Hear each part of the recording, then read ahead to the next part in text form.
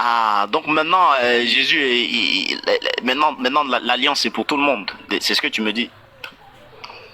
L'alliance n'est pas pour tout le monde. Je te parle de la foi en Jésus-Christ. Oui, mais Sauvé par la grâce. qu'est-ce qui amène la foi, c'est quand Jésus il est déjà là. Qu'est-ce qu'il amène déjà d'abord lui-même? Ce qu'il amène, c'est quoi? Est-ce que c'est la foi qu'il a amené? C'est l'alliance qu'il amène.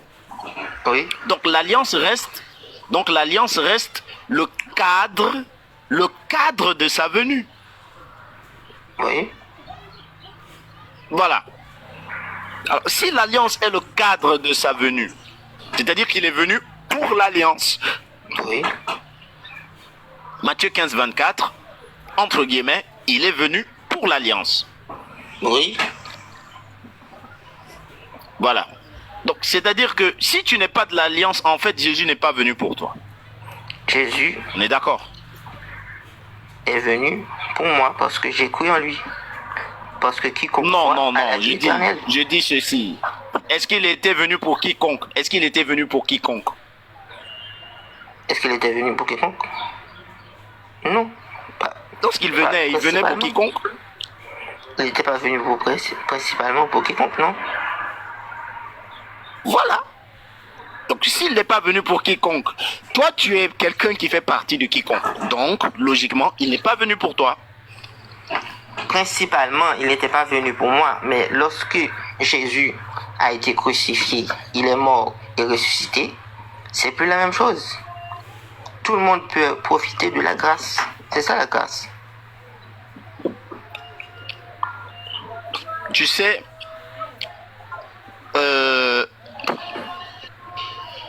en fait, quiconque là, le problème en fait avec vous, c'est quiconque. Donc pour vous, quiconque élargit le champ de... Voilà, le champ de la mission. En fait, moi, c'est ce que je comprends chez vous. Le fait qu'on dise quiconque, ça englobe le monde entier pour vous. Bien sûr. Mais comment ça, bien sûr? Bien sûr. Quiconque, quand on dit quiconque croit en Jésus-Christ à la vie éternelle. Qu'est-ce que tu vas me dire? Oui, que mais c'est exclusif. Quiconque exclusif.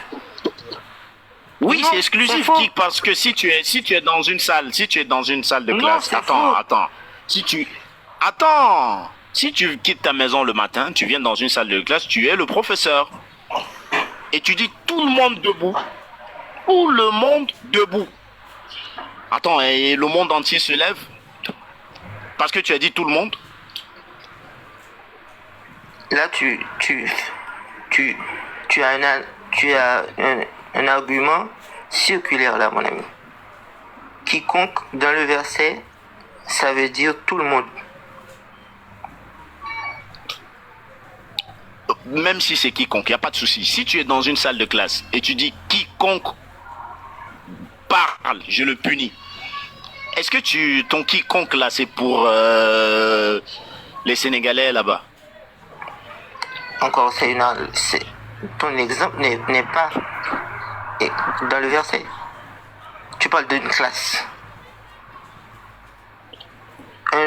Oui, mais Jésus aussi, il est dans... Il se lève sur une montagne et dit quiconque croit en moi ne périra point, mais qu'il ait la vie éternelle. Donc ça laisse à tout le monde. Oui, mais quiconque, lorsqu'il est venu chez qui? Lorsqu'il est venu chez qui? S'il vient chez les Israélites et il leur dit quiconque. Déjà, le quiconque s'adressait à qui? C'est aux Israélites qu'il parlait. Il parlait pas au monde entier. Au moment où il disait quiconque là, qui était en face de lui? Il parlait à qui? Il parlait à toi et à moi.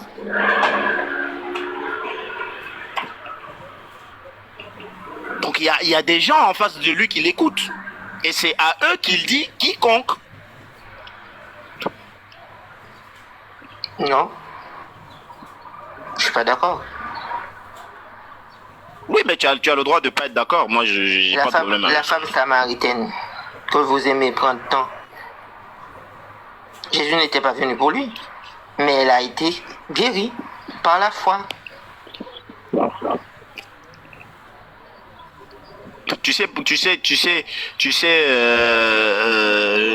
le fait que Jésus ait guéri la femme samaritaine. Oui. Et parce qu'elle a été guérie par la foi. Oui. Oui, mais est-ce que tu sais que cette femme samaritaine-là, pour qui Jésus n'était pas venu, Oui. le fait que Jésus l'a guérie n'élargit pas le champ de la mission de Jésus. Comment? Est-ce que Jésus guérit cette femme et puis ça élargit le champ de sa mission? Donc c'est parce qu'il a guéri la femme samaritaine que maintenant tout le monde a le droit de profiter de lui. C'est ça, t'as raison. Je te parle de la foi. Si tu crois en Jésus-Christ, Oui, tu as la la foi, c'est la condition. C'est-à-dire que les Israélites, même pour qui Jésus est venu, si eux ils n'ont pas la foi, ils sont pas sauvés. Donc la foi, c'est la condition. Bible, mon ami, il est venu chez les siens, personne ne l'a reçu. Personne ne l'a reçu. Donc maintenant que personne ne l'a reçu, l'évangile est prêché à tout le monde. Tout le monde peut recevoir Jésus-Christ. Non, personne n'a jamais. Il y a rien qui demande qu'on prêche l'évangile à tout le monde dans ce sens-là. Il y en a pas. Quand il dit Jésus, la question c'est allez faire de toutes les nations des disciples, baptisez-les au nom du Père, du Fils et du Saint-Esprit. Qu'est-ce voilà. Oui, mais qu'est-ce que tu appelles nation? Qu'est-ce qui s'est passé après que Jésus ait dit nation, c'est quoi? Vous allez les nations. Les nations, c'est quoi? Les nations. Est-ce qu'on m'entend? Les nations, c'est tout le monde. Bon, Liki, je fais la salade là. Liki, tu m'entends? Oui, je t'entends, Stas. Oui, je finis ma prière là. Comme ça, tu poursuis avec lui le temps que je prie, je reviens, Inch'Allah. Ok, Inch'Allah. Gilles. Oui. Merci. Tu as dit déjà que l'interprétation de la Bible des pères de l'Église c'était la meilleure des interprétations, donc on n'avait plus besoin d'interpréter, c'est vrai, non? Oui. Est-ce que tu considères que l'interprétation des pères de l'Église est meilleure que celle des apôtres? C'est quoi l'histoire des apôtres que tu me parles là? Les apôtres non, je demande, est-ce que ont été enseignés par... Est-ce que les apôtres comprenaient mieux les paroles de Jésus que les pères de l'Église, par exemple? Moi, je te pose la question. Les apôtres ils ont été enseignés par Jésus? Qui? Non, eux-mêmes, ils ont été enseignés par Jésus. Les apôtres ont enseigné qui? Ils ont enseigné les disciples. Et ces disciples ont enseigné qui? Je sais pas, eux aussi, leurs propres disciples. Voilà ce qui vient à l'église catholique. Donc, il n'y a pas de souci avec, c'est pas ça la question. Je demande, voilà. Est-ce que les apôtres comprennent mieux les paroles de Jésus que toi, moi, les pères de l'église, les prêtres, les pasteurs, tout ça? Est-ce que nous, on peut contredire les apôtres, par exemple? Est-ce que les apôtres peuvent faire un acte et puis nous, on va venir les contredire aujourd'hui? Ce sont les apôtres qui ont enseigné l'église. Donc, tu veux me dire... Gilles, c'est quoi le problème avec la question que j'ai posée, justement? C'est quoi le problème avec cette question? Il y a l'impression que ça te dérange. Je dis les apôtres de Jésus qui ont vécu avec Jésus, que Jésus a sélectionné lui-même. Est-ce que eux ils vont mieux comprendre ces paroles que toi et moi? Je crois que c'est simple comme question, non? Oui. Voilà, donc les apôtres vont forcément mieux comprendre les paroles de Jésus que toi et moi. Oui. Où est-ce que tu vas? Voilà, du coup, quand Jésus dit allez par tout le monde, faites des nations mes disciples, baptisés au nom du Père, du Fils et du Saint-Esprit là. Est-ce que les disciples sont partis prêcher à n'importe qui? Ils ont commencé par les enfants de la maison perdue d'Israël. Oui, ils ont commencé par là, on va dire d'accord, mais est-ce qu'après ils ont prêché à quelqu'un d'autre qui n'est pas israélite? Oui. Preuve de ça. Comment l'évangile est venu parmi nous? Justement, c'est ce qu'on te dit, c'est avec l'histoire de Constantin qui a dominé sur les chrétiens. Il a pris le christianisme comme la religion officielle de Rome. C'est de là que c'est parti puis c'est arrivé à nous. Sinon, avant, est-ce que les apôtres, les 12 que Jésus a sélectionnés, est-ce qu'ils ont prêché à un non-juif en partant de la mission que Jésus leur a donnée, il a dit partez par tout le monde, prêcher au nom du Père, du Fils et du Saint-Esprit. Parce qu'il va te montrer un truc pour te prouver que les disciples n'ont pas compris comme toi tu le comprends aujourd'hui. Prêcher à toutes les nations, là, les disciples n'ont pas compris ça comme toi tu le comprends. Parce que les nations, là, quand tu prends dans Jérémie 1, le verset 5 ou bien Jérémie 1, le verset 4, là, l'Éternel dit à Jérémie, je te connaissais avant que tu ne fusses formé dans le ventre de ta mère, je t'avais établi prophète des nations. Et les nations, c'est quelles ces nations-là? Ce sont les nations d'Israël. Parce qu'Israël est appelé des nations. Les 12 tribus sont 12 nations. Donc, quand on dit nation, ça ne veut pas dire forcément toute l'humanité. Sinon, tu prouves le contraire. Où est-ce que les disciples sont partis prêcher à toute l'humanité? Quand ils ont fini de prêcher aux enfants d'Israël, là, où est-ce qu'ils ont prêché à toute l'humanité?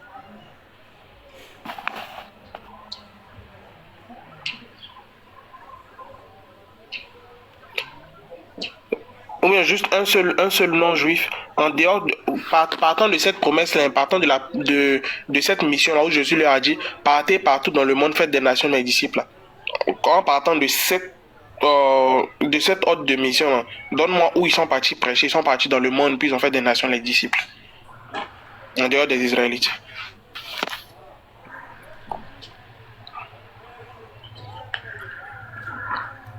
Je vais chercher pour toi. Ok, j'attends.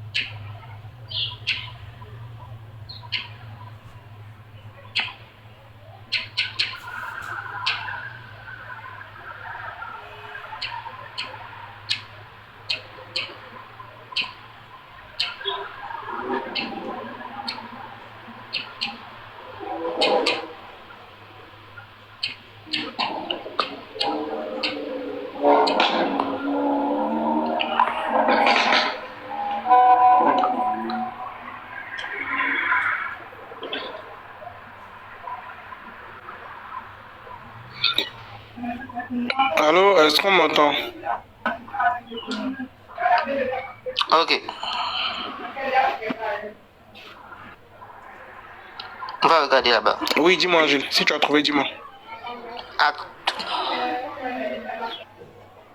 Acte 2. On dit acte.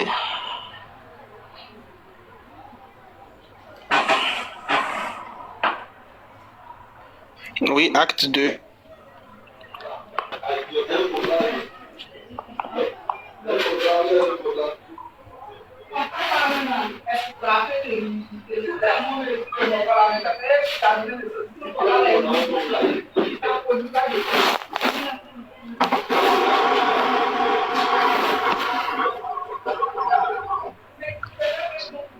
Oui, Gilles, acte 2, à partir du verset combien?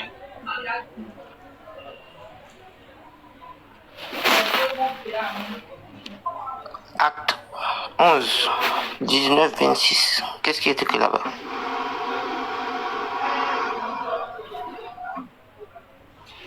Acte 11. Ok, on va lire. Acte des Apôtres, chapitre 11, le verset 19.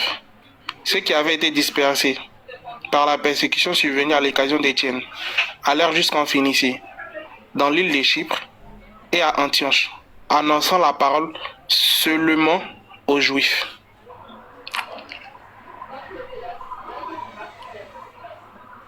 Tu as entendu, Jules?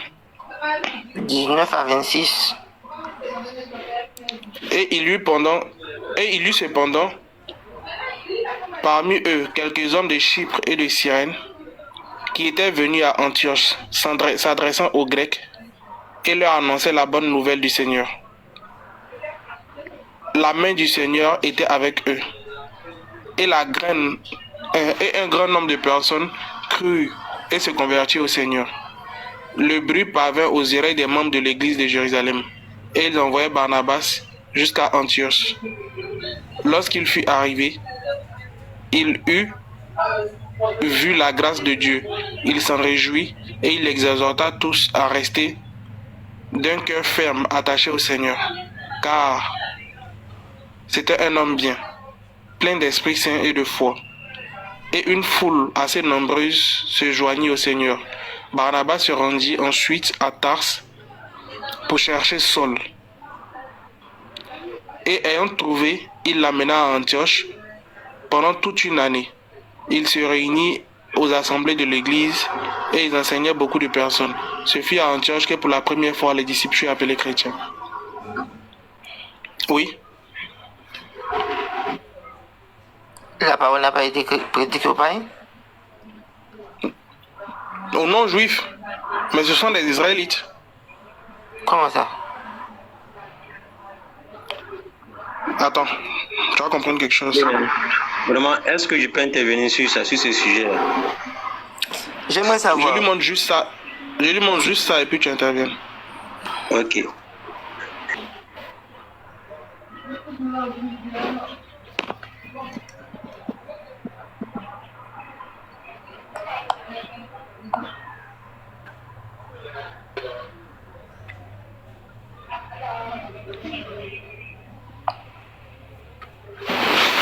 Ouais.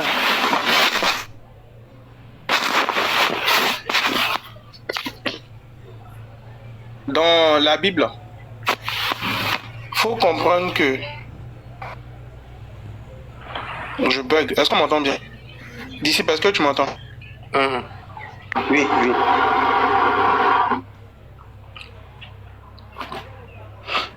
Non, je pense qu'on m'entend avec un vrai décalage. Donc je vais parler quand même. Je disais, dans la Bible, quand on dit les Juifs là, les Juifs sont descendants de Judas. Judas qui est l'un des 12 enfants de Jacob. Et les Israéliens ne sont pas tous juifs. Il y a les scribes, il y a les pharisiens. Les pharisiens, les samaritains, il y a les sadducéens.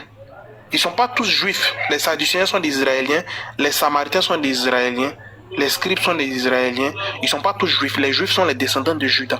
Mais si aujourd'hui, par abus de langage, que Judas a dominé sur ses autres frères, Dieu lui a donné la domination sur ses autres frères. C'est pour ça qu'on les appelle tous juifs.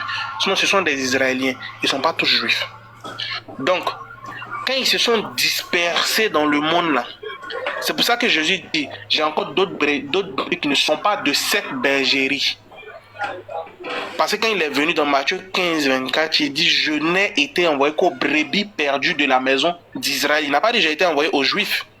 Il dit, j'ai été envoyé aux brebis perdues de la maison d'Israël. Israël, là, ça prend en compte les Juifs, les Sadducéens, les Samaritains, tous là, ça les prend en compte. Donc, les Juifs étaient un peuple qui a été vraiment déporté dans l'histoire, déporté à plusieurs fois sous Nabucodonosor, ils ont été déportés sous Hérode, ils ont été tellement déportés qu'il y avait des Juifs partout dans le monde. C'est pour ça que quand tu prends Acte 2, tu vas comprendre un truc simple. Acte 2. Là, on est dans Acte 11, non. On va revenir dans Acte 2. Avant.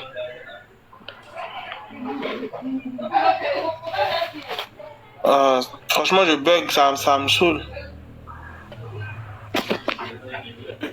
On dit, le jour de la Pentecôte, ils étaient tous ensemble, dans le même lieu. Tout à coup, vint du ciel un bruit. Attends, il descend. Voilà. Au bruit qui eut lieu, au verset 6, une multitude accourut et fut confondue parce que chacun entendait parler sa propre langue. Ils étaient à l'étonnement, non, c'est pas ça.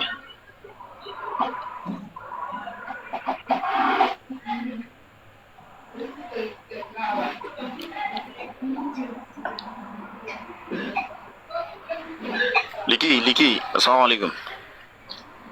Pas que salam Stas. Ah, c'est bon, je vais tout maintenant. Je voulais descendre là. Je voulais descendre oui, et puis remonter avec mon... J'ai pas la modération. Mon autre... Voilà, avec mon autre téléphone, parce que celui-ci, il est à plat, là, il est presque à plat. Donc, je descends, je remonte. Je sais pas si Khadija est là. Est-ce qu'elle est partie? Je sais pas. Je sais pas si elle est là.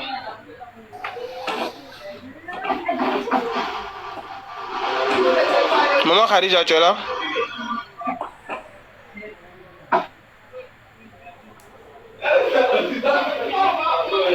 Maman Khadija, est-ce que tu es là?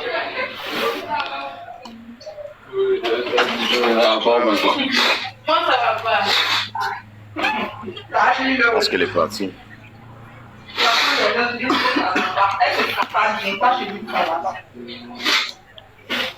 Monsieur. Je suis à moins de 10% là. Bon, je voulais descendre, remonter. Je changeais juste de mobile là.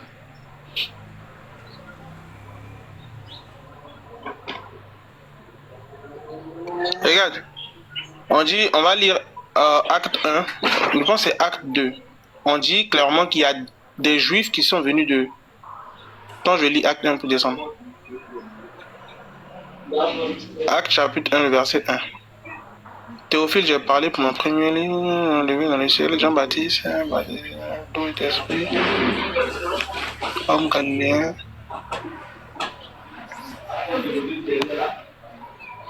Ok, acte 2, on va lire. Le jour de la Pentecôte, ils étaient tous assemblés dans un même lieu.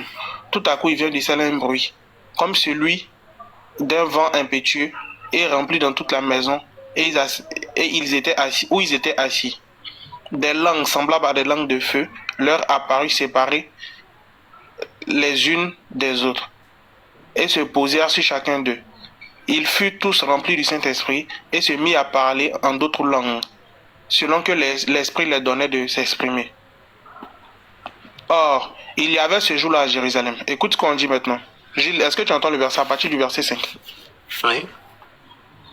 Il y avait ce jour-là à Jérusalem des Israéliens hommes pieux, des Juifs hommes pieux, de toutes les nations qui sont sous le ciel. Est-ce que tu entends?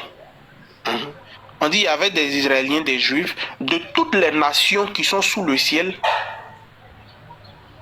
On dit au bruit qu'il eut, une multitude accourut et fut confondue parce que chacun entendait parler dans sa propre langue. Ils étaient tous dans l'étonnement et surpris. Et ils se disaient les uns les autres, voici ces gens qui parlent. Ne sont-ils pas tous galiléens? C'est-à-dire que ce sont d'autres juifs, d'autres Israéliens qui regardent les apôtres recevoir le Saint-Esprit et puis voir le Saint-Esprit parler avec les apôtres dans d'autres langues. Et puis ils demandent, mais tous ceux-là, ce ne sont pas des Galiléens?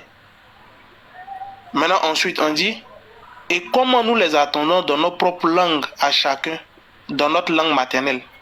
Maintenant, on cite les langues là maintenant. On cite Parthes, Mèdes, Élamites, ceux qui habitaient en Mésopotamie, la Judée, la Cappadoce, le Pont, l'Asie, la Phrygie, la Pentecôte là-bas, l'Égypte, les territoires de Libye, voisines de Cyrène, et ceux qui étaient venus de Rome.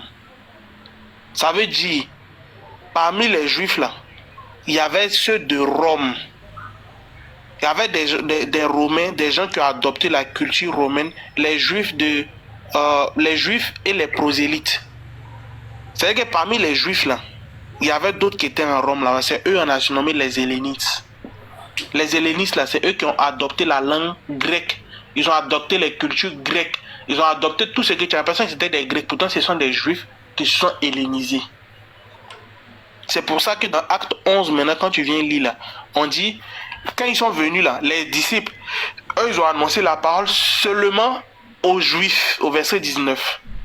Maintenant, après, ça, quand on dit seulement aux Juifs là, c'est pour dire que ça, ce sont les Juifs qui sont judaïsés. Maintenant, après là, il y a eu cependant parmi eux d'autres qui ont annoncé la parole aux Grecs. Et les Grecs là sont qui? Les Grecs là sont les Grecs que tu as vu dans Acte 2 là. Des Juifs qui sont devenus Grecs. Ils sont hellénisés. Sinon, la parole n'a pas été prêchée par les disciples de Jésus. La preuve, attends, il va te montrer la preuve dans Acte 15. Liki. Ouais. Allons dans. Ouais. Liki. En fait, je vais Les disciples n'ont pas prêché la bonne dire quelque nouvelle. chose. Je vais dire quelque chose. Ouais. Sur Ok. Acte 2 que tu viens de lire. En fait, Là, on va retenir dessus pour essayer de comprendre quelque chose. Parce que pour nous, on dit que les non-juifs, qu'on appelait d'ailleurs les païens, les goïms, n'ont pas reçu l'évangile autant des apôtres. En tout cas, nous ne croyons pas à ça en fait. Parce que ici, il s'agit d'exact des apôtres. Donc, ce que les apôtres ont fait. Ça veut dire que quand on lit le texte, on doit se mettre en tête que tout ce qui est écrit là, c'est ce que les apôtres ont fait, qui a été rapporté par le docteur Luc. Donc, le texte que tu as pris, il y a quelque chose qu'on doit mieux comprendre. À partir du verset 5 au chapitre 2, on écoute bien. Là, il ne dit pas que tout ce qu'il va citer, il ne dit pas que tous ceux sont des juifs. Écoutons très bien. Il dit, il y avait en ce jour à Jérusalem des Yehudim, des juifs. Voilà, chez vous là-bas, c'est écrit des juifs. Des Yehudim, virgule. C'est-à-dire qu'il y avait en ce jour-là des juifs. D'abord, il y a une virgule. Hommes pieux. En ce jour-là, il y avait aussi des hommes pieux qui ne sont pas forcément des Israélites. Il y avait en ce jour-là des hommes de toutes les nations. Hommes pieux, virgule, de toutes les nations. Pas faire ça. Comment? Pourquoi tu lis quoi? Non, je mets les virgules. Pourquoi? Non, pourquoi on sache qu'il ne s'agit pas là des juifs seulement. Ça dit c'est un on dit il y avait personnes qui étaient présentes. Non, on dit il y avait ce jour-là à Jérusalem des juifs. Des juifs. Maintenant la virgule là, on donne maintenant les caractéristiques de ces juifs là. Hommes pieux de toutes les nations qui étaient sous le ciel. Non. Si tu dis ce jour-là à Jérusalem des juifs. Écoute. Mais quand on lit en bas un peu devant, ils ont parlé des Romains, ils ont parlé des Arabes. On est d'accord? C'est de tout cela que ici au verset 5, il a résumé. En ce jour-là, puisque la Pâque, la Pâque et la Pentecôte, autant on ne fêtait pas cette fête-là en dehors de Jérusalem. Donc Jérusalem était le lieu où il fallait célébrer la Pâque et la Pentecôte. Effectivement, il y a eu des gens qui ont accepté qu'on appelle la doctrine juive, mais qui n'étaient pas forcément des juifs. C'est pourquoi tu vas trouver que quand on lit le texte en bas, il a dit qu'il y avait des Arabes, il y avait des Émiens, ainsi de suite. Tout cela ne sont pas que des juifs. Ne sont pas que des juifs, ce sont des hommes de nations qu'on appelle des païens. Ce sont des hommes de païens, mais ils sont venus célébrer cette fête-là, puisque la fête ne doit pas être célébrée en dehors de Jérusalem. En fait, c'est ce que j'ai voulu rectifier. Ici, là, il ne s'agit pas seulement que des juifs. Si tu veux, on continue le test, tu vas voir que devant là-bas, et c'est en ce moment qu'il y a eu 3000 âmes qui ont été gagnées ce jour-là. Il y a eu 3000 âmes qui ont été gagnées ce jour. Donc ici, là, c'était juste pour récapituler que là, il ne s'agit pas seulement que des juifs. Parce que quand on lit le texte, on se rend compte qu'il y avait des Romains, il y avait des Arabes, il y avait tout cela, il y avait des Syriens, ainsi de suite. Ils ont commencé à citer. Et ce jour, il y a eu 3000 âmes qui ont été converties. Voilà, c'est ce que j'ai voulu dire. Disciples, vous avez un problème. Le gros problème, en fait, ce qui vous dérange, je le dis honnêtement ici, la connaissance prophétologique, la prophétologie, c'est la science qui étudie la connaissance des prophètes à partir, n'est-ce pas, de leur prophétologie, c'est-à-dire que les prophètes qui ont annoncé leur venue. C'est une science qui, parce que en fait, vous êtes sur une vision biblique qui n'est pas accompagnée de beaucoup d'autres choses. Un savant des exégèses, que ce soit des exégèses bibliques si vous voulez, démontre que pour avoir une connaissance de la prophétologie, il faut une connaissance historique, c'est-à-dire qu'il faut connaître l'histoire. Parce que vous avez un problème avec l'israélisme en fait. C'est pour cela, moi, j'ai ouvert mon live là les lundis, mercredis, vendredis pour... c'est pas des débats, mais on retrace l'histoire parce que tant que vous ne connaissez pas l'histoire d'Israël, vous allez avoir un problème à chaque fois. Lorsque tu dis païens, c'était des païens qui étaient... Qui t'a expliqué que les païens, c'est pas les Israélites? Je vais t'envoyer, télécharge le dictionnaire Emmaüs, la nouvelle édition du dictionnaire Emmaüs. C'est pas le dictionnaire des musulmans. Prends la Bible Top, qui est la traduction de la Bible écuménique, qui réunit la plupart des orthodoxies chrétiennes qui définissent le mot monde. Parce que ce sont les mots qui vous dérangent en fait.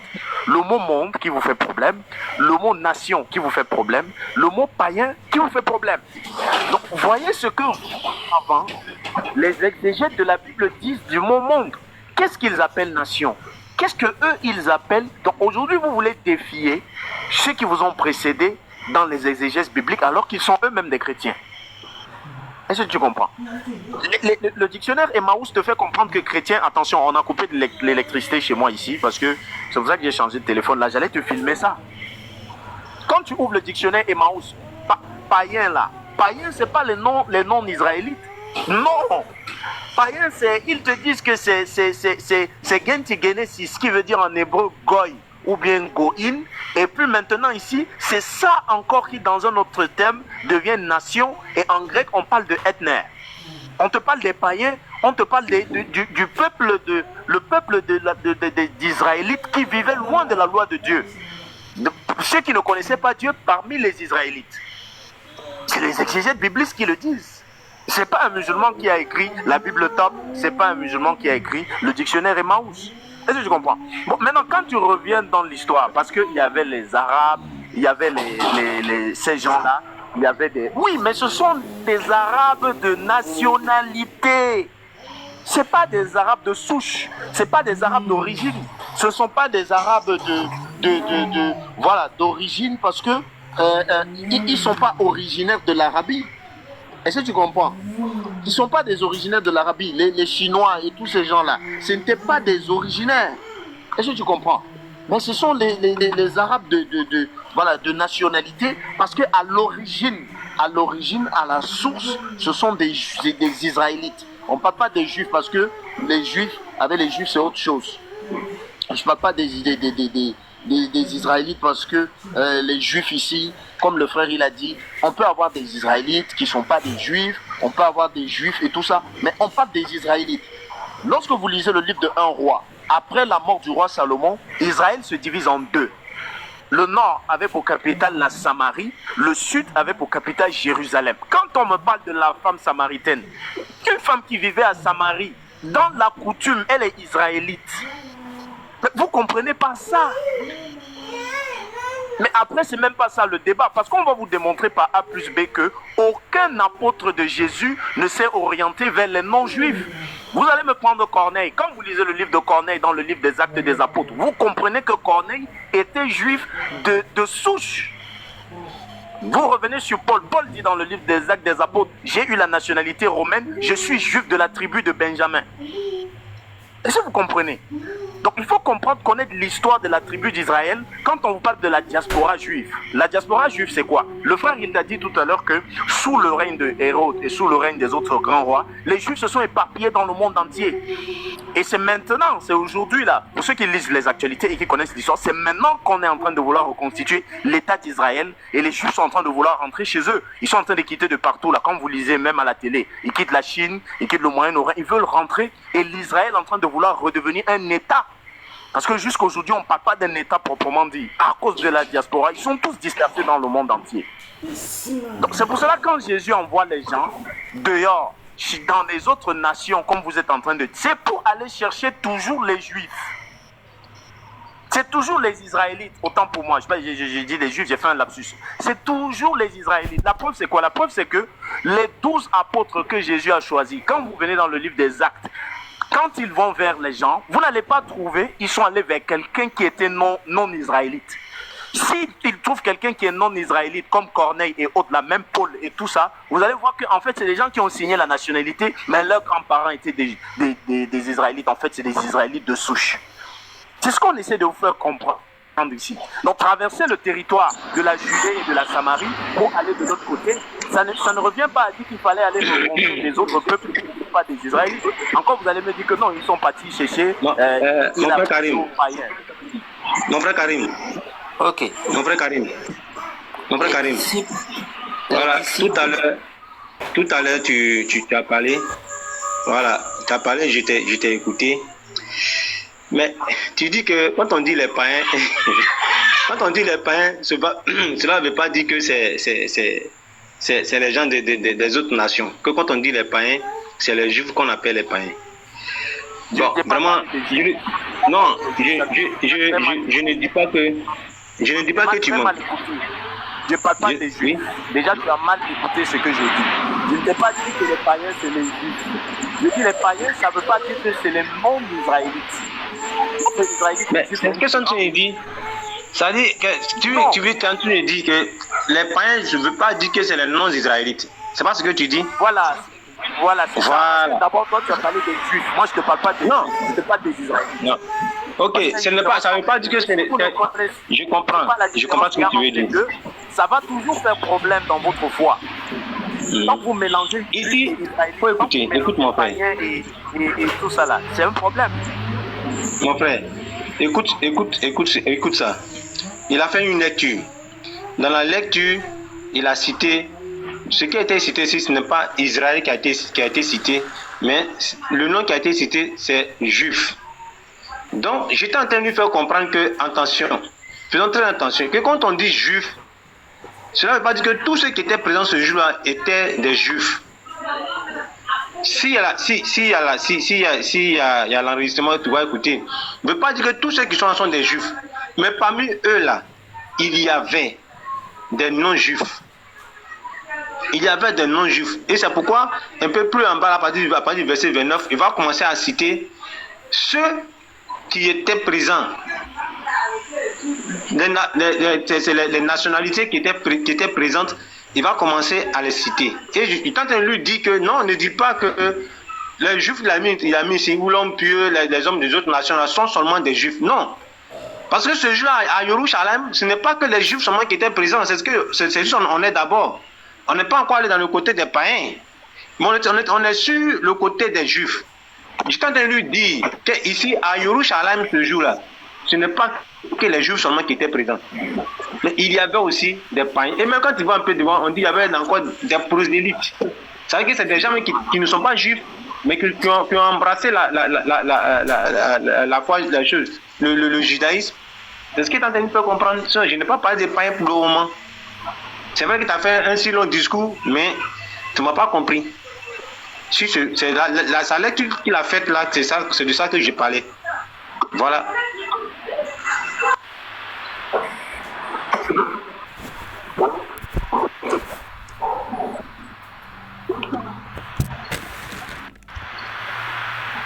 Non, j'ai fait un balayage en fait.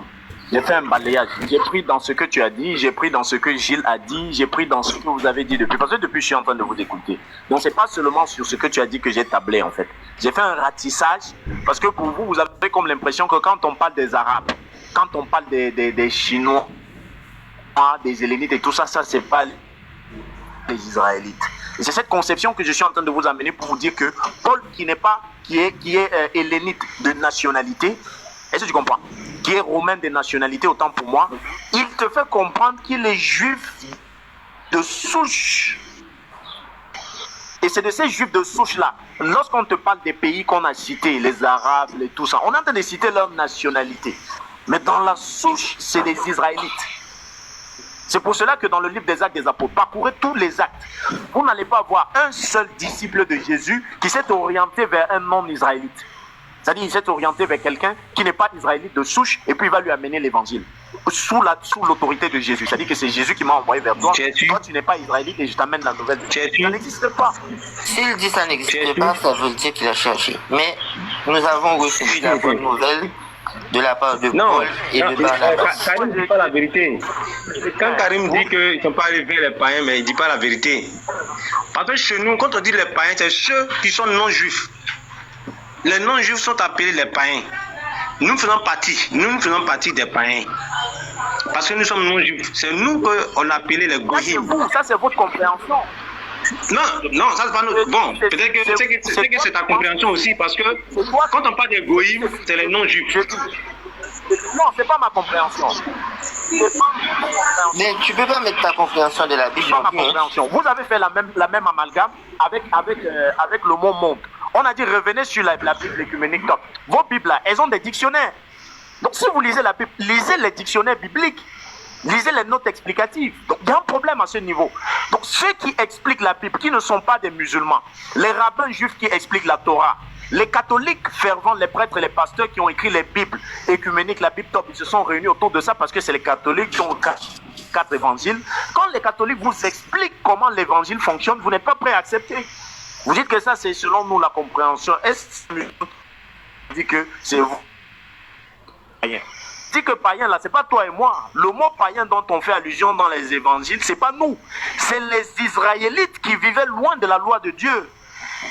C'est qui le dit. Moi, j'ai pas d'électricité ici. Moi, j'allais te plaquer ça sur l'écran. Donc, soit vous allez donc débattre avec les rabbins, vous finissez avec ça, vous débattez avec les catholiques, vous débattez avec ceux qui écrivent les dictionnaires, qui expliquent la Bible, les exégètes bibliques, vous finissez de débattre avec eux.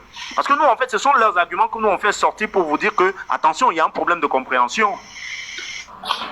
Nous avons reçu l'évangile. Je reviens toujours pour dire que la preuve c'est Paul, parce que beaucoup de chrétiens noirs, ils avaient passé le temps à dire que non, voilà que Paul est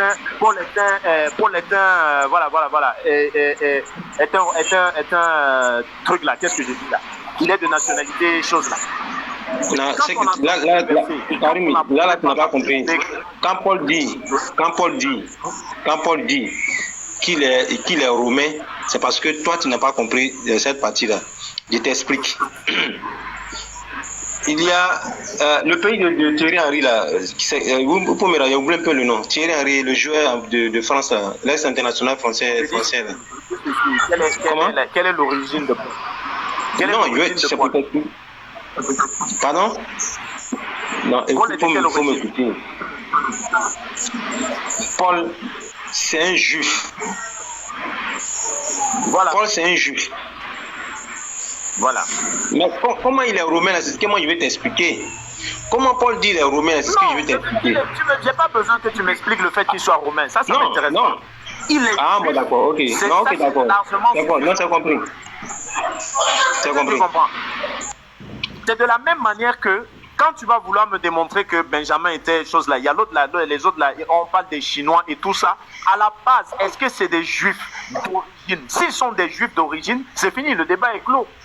Je ne veux pas savoir comment ils ont fait pour devenir des Chinois après. Paul dit j'ai eu la nationalité romaine. On parle de nationalité ici.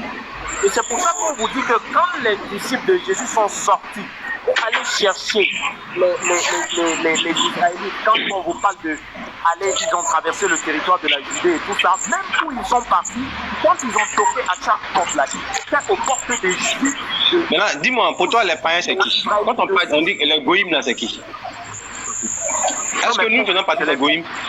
Non, est-ce que nous on fait partie des goïms? Est-ce qu'on fait partie des goïms? Demande au dictionnaire biblique. Non, moi je n'ai pas de dictionnaire biblique. Mais moi je te pose la question. Est-ce que nous faisons partie des goïms? Matthieu 15, 24 déjà dit que Jésus n'a rien à voir avec. J'ai dit. Est-ce qu'on fait partie des goïms? Je dis ceci, la mission de Jésus même déjà, ça n'a rien à voir avec nous. Donc si on te moi je demande. Non, tu ne me réponds pas. Non, tu ne me réponds pas. Je te pose une question. Est-ce que nous, on fait partie des goïms? Je t'ai répondu. Je dis les évangiles là. Ça ne tourne pas autour du nom d'Israël. Les païens là, c'est pas des Israélites.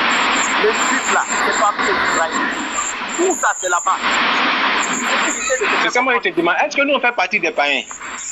Ah. Parce que quand tu dis c'est pas des païens, ça dit donc c'est comme nous on ne fait pas partie des païens, c'est ce que tu es en train de dire. Ça sous-entend que nous là, on ne fait pas partie des païens. C'est ce que ça sous-entend. Païens israélites. Si tu es païen, où c'est écrit que non, où c'est écrit qu'il s'agit des païens israélites. Pardon? Tu ne verras nulle part où c'est écrit allez-y vers les païens israélites. Tu ne verras nulle part. Tu ne vérifies pas où c'est écrit qu'il y a pas un Israélite.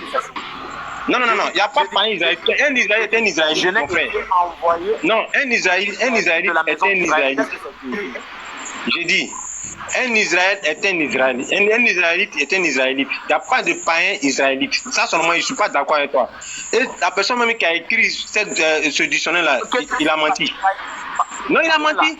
Païen, là, c'est quoi? Païen, qu'est-ce que c'est païen? Païen, déjà, c'est quoi? Païen, en hébreu, c'est goïm. Quand on dit les païens, là, en hébreu, c'est goïm.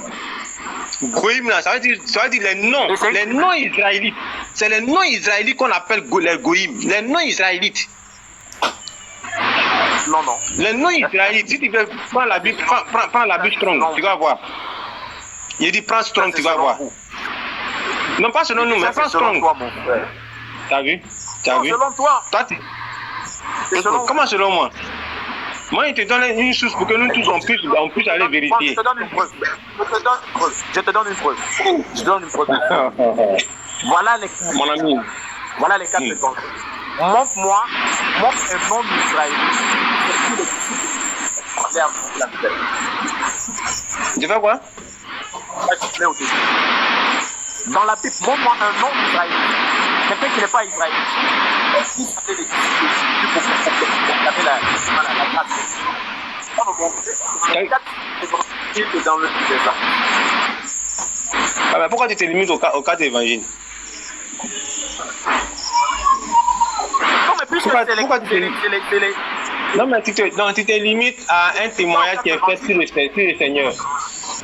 Un témoignage qui a été fait par 4 personnes sur le Seigneur. Tu te limites à ça. C'est pas comme ça que ça se passe. Si. Donne-moi le nom d'un nom israélite qui sont partis pour prêcher la parole de Jésus. C'est tout.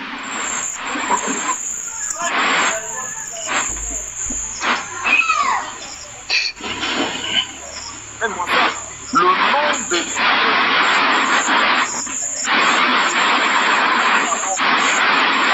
Le nom de qui?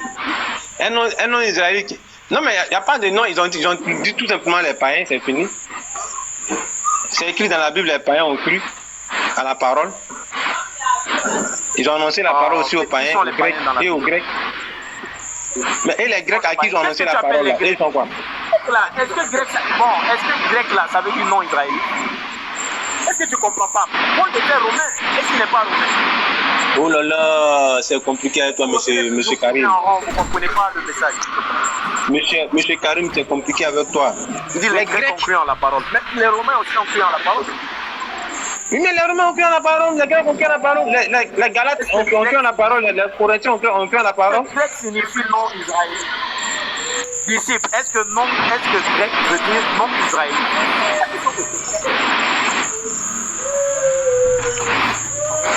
Est-ce que grec signifie quoi? Paul qui est romain, non israélite. Attends. Quand tu dis Paul est romain, il est romain comment même? Comment il est romain? C'est ce que vous t'expliquez, puis tu ne veux pas là-bas, tu te fais tellement connaisseur. C'est ça qui est le problème. Paul là, il est romain comment? Tu n'as pas besoin de m'expliquer, je sais comment Paul est romain. Non mais, ok, tu dois m'expliquer. Il est romain, comment il est romain? Il est romain comment? Sur la base de quoi qu'il est romain? Mais maintenant, comme il est romain. Parce qu'il est 100% juif. Comme il est romain. Il est 100% juif et puis il est romain. Comment il est romain? Comme il est romain et puis avant ça, il est d'abord. C'est ça qui est intéressant. C'est pas le fait qu'il est romain qui nous intéresse. Il est juif. C'est ça qu'on parle des juifs de la diaspora. Les juifs de la diaspora, c'est les juifs qui sont devenus. Les juifs qui sont devenus des Chinois, c'est tout ça. Il faut étudier l'histoire pour connaître ça.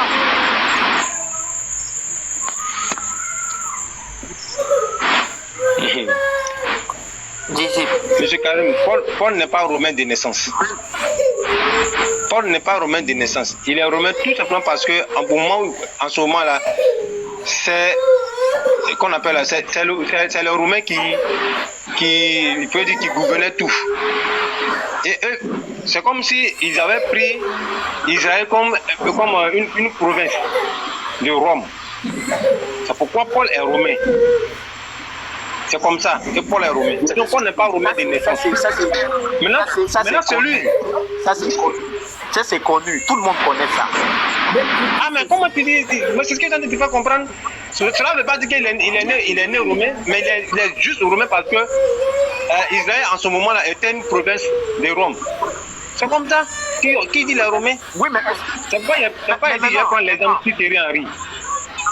Si on n'est pas roumain parce qu'il est roumain de naissance, celui qui a dit que lui, il cherchait à être roumain là, il n'est pas de la province. C'est comme si moi qui suis en Côte d'Ivoire ici là. Thierry Henry, il n'est pas en France, mais il est français parce que son pays là est une province de la France. Mais moi je suis en Côte d'Ivoire ici là, je veux être français, je peux pas parce que pour que je puisse être français, ça a des prix. C'est ce que le roi a dit, parce que le roi, lui, il veut être roumain. Mais pour être roumain, là, il a payé ça très cher parce que sa nation ne fait pas partie de la province de Rome. Or, Paul, lui, n'a pas payé parce que lui, son pays là, est pris en otage par les Romains. C'est pourquoi il est nationalité roumain. Je suis tout à fait d'accord avec ça. Je suis aujourd'hui, il n'y a aucun problème avec ça. Quand tu vas roumain, à cause de la théorie, pas là-dessus, on est tous d'accord. C'est dynamique là-dessus. Le problème se trouve à quel niveau? Non, génétiquement parlant, les Romains, c'est pas Romain sur le plan génétique, il est en Israël. C'est pour cela que le message lui est parvenu. Parce que le message est destiné aux descendants d'Israël. Que ce soit la première à la deuxième alliance, ça ne concerne que les enfants d'Israël. Donc qu'un enfant d'Israël se retrouve à Rome, ou qu'il se retrouve en Chine, ou qu'il se retrouve à n'importe, le message lui est destiné, peu importe sa territorialité. C'est ça l'enseignement. Mais si vous-même déjà vous ne savez pas que les Juifs se sont dispersés à la surface de la terre, et que quand les gens devaient traverser le territoire de la Judée et de la Samarie, et qu'ils allaient partir ailleurs, ça allait toujours être pour aller chercher encore les Juifs qui sont de l'autre côté. Vous allez comprendre ça comment? Vous ne pouvez pas comprendre ça. Sinon, comment le message... Je ne suis pas d'accord avec toi dans le sens que lorsqu'ils sont venus pour leur concile, pour le premier concile à Jérusalem, ils ont dit, ils n'ont pas dit des Juifs païens, mais ils ont dit, les païens ont cru à nos messages. Et tout le monde était content. Ils ont dit les païens ont cru, ils n'ont pas dit les païens, les païens non juifs. Ils ont dit les païens, donc ils ont globalisé. Les païens ont cru à nos messages. Et la joie était parmi eux tous. Donc, tu ne peux pas venir transformer une histoire qui est écrite noir sur blanc, qui a été racontée noir sur blanc, par le docteur Luc, qui a accompagné les apôtres pendant tout ce temps. Vous venez dire non, que quand on dit païen, ça veut dire. Non, c'est une histoire qui est écrite. C'est pour cela, moi, je te pose la question. C'est toi qui penses que païen maintenant, c'est ça. Attends, laissons ta pensée, laissons ma pensée. C'est pas fait de ma pensée même. C'est pas fait de ma pensée. Quand on dit le goïm, là, le goïm, c'est les non-juifs, c'est les non-israéliens. Pourquoi tu ne télécharges pas le dictionnaire biblique? Pourquoi? Pourquoi vous ne voulez pas revenir dans le dictionnaire? Pourquoi? Donc vous décidez d'analyser les écrits comme vous voulez, tandis que ceux qui ont écrit la Bible vous expliquent ce que signifie ce que eux ils ont écrit. Et c'est ça le problème en fait. Est-ce que vous avez l'autorité pour nous expliquer la Bible? Vous n'avez pas l'autorité, aucune légitimité pour nous expliquer la Bible non plus? Je ne suis pas en train d'expliquer la Bible. Je vous rappelle vous n'avez pas l'autorité. Ceux qui ont l'autorité d'expliquer la Bible, ce qu'ils ont dit là, est-ce que vous avez accepté? Est-ce que vous avez accepté? Les Juifs ont dit que le livre de Deutéronome là annonce le prophète Mohammed, les rabbins juifs. Les rabbins aussi n'ont pas l'autorité d'expliquer la Torah. Ce n'est pas une question d'autorité, c'est vous qui êtes incrédules. Les rabbins qui ont l'autorité d'expliquer la Torah, est-ce que mon ami, je vais te dire une chose, je vais te dire que les Juifs qui ont dit que Deutéronome 18 là parle de Mohammed là. En fait, moi ça me fait rire. Ils ont dit ça et puis ils sont encore dans le judaïsme et puis ils ne sont pas musulmans. Et puis vous êtes d'accord avec eux? Oui, mais ils sont quelqu'un qui dit que c'est lui, c'est de lui qu'il s'agit. Et puis même encore, il devait encore, qu'on appelle, il devait se rallier à vous. Et puis il demande encore judaïsme. Ils expliquent pourquoi ils ne sont pas musulmans. Ils ont donné leur raison. Ils ont expliqué ça. Non, ils doivent même pas expliquer pourquoi tu n'es pas musulman même. Du moment où ils savent que Deutéronome 18, parce que eux là, c'est prophète ou rien. C'est que vous ne savez pas là. Où ils sont là, ils attendent les prophètes. Donc, Deutéronome 18 ne peut pas dire, il ne peut pas affirmer. Moi, quand j'écoute ces vidéos là, mais ça me fait rire. Quand j'écoute ces vidéos de rap là, ils me font rire. Non, Et il y a un même que dans ton live, je lui ai posé la question. Mais pourquoi tu ne deviens pas musulman? Parce que, regardez une chose. Écoutez, regardez une chose. Le gars, il fait quoi? Il dit que le Deutéronome ne dit pas du prophète Mohammed. Or, eux-mêmes là, ils sont en attente de leur prophète. Ils sont en attente de leur prophète. Et puis, bon, Deutéronome dit que c'est le prophète. Et puis, ils demeurent encore judaïsme. Il ne doit pas même donner une raison quelconque même. Au moment où ils reconnaissent que Deutéronome 18, il s'agit évidemment de Mohammed, ils doivent tout simplement faire allégeance, devenir, sans même discuter même. C'est comme ça. Oui, mais après, s'ils refusent de s'aligner, ça les engage. Mais eux, au moins, ils ont l'honnêteté d'expliquer. Ça veut dire qu'ils ne sont pas honnêtes. Et ces gens, personnellement, je ne crois pas à leur dire. Parce que moi, je ne peux pas venir dire que, aujourd'hui, moi, je suis là, mon frère Karim. Si moi, je reconnais que c'est Mohammed qui est vraiment le dernier prophète, je t'assure que je change de doctrine. Il n'y a rien à faire. Si je suis convaincu que c'est Mohammed qui est le dernier, je change de doctrine. Et puis, moi, je suis. Je ne peux pas rester là, je suis dans ma position, et puis je dis non. Oui, évidemment, c'est Mohammed qui est donné prophète, et puis je suis dans ma position. Ça, c'est de la comédie. C'est de la comédie. Ça, c'est la qualité primordiale des Juifs. Jésus vous a dit ça dans les évangiles, que les Juifs là, les connaisseurs de la loi, c'est ça leur travail. Ils connaissent la loi, mais ils ne l'appliquent pas. Ils connaissent les écrits, mais ils ne vivent pas les écrits. Donc, pour nous, les musulmans, ce n'est pas étonnant que le juif connaisse la vérité, mais qu'il refuse de suivre la vérité. Jésus vous a parlé de ça dans les évangiles. Est-ce que vous comprenez? Donc ça, c'est la qualité primordiale même des juifs, ils le savent. Donc quand mon frère me dit que je n'ai pas l'autorité pour expliquer la Bible, ceux qui ont l'autorité pour expliquer la Bible, ils ont expliqué. Est-ce que vous avez suivi?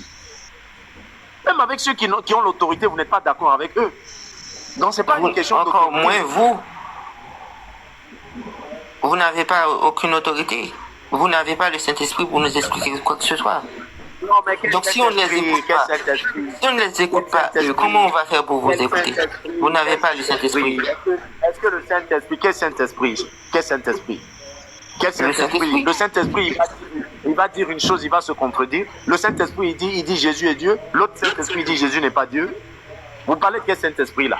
Tu veux que je t'amène un chrétien ici qui a le Saint-Esprit comme toi et qui n'adhère pas à ton idéologie?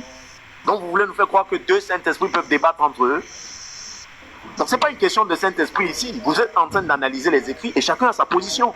Sinon le Saint-Esprit ne se contredit pas. Mais après, nous les musulmans, on se réclame jamais d'avoir le Saint-Esprit. Nous on raisonne.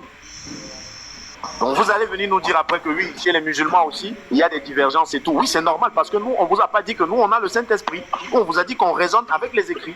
Donc quand je raisonne, mon frère raisonne, et on trouve qu'on a des raisonnements différents, c'est normal. Moi, je ne parle pas du Saint-Esprit. Je ne parle pas du Saint-Esprit. Je finis. Comment? Je finis.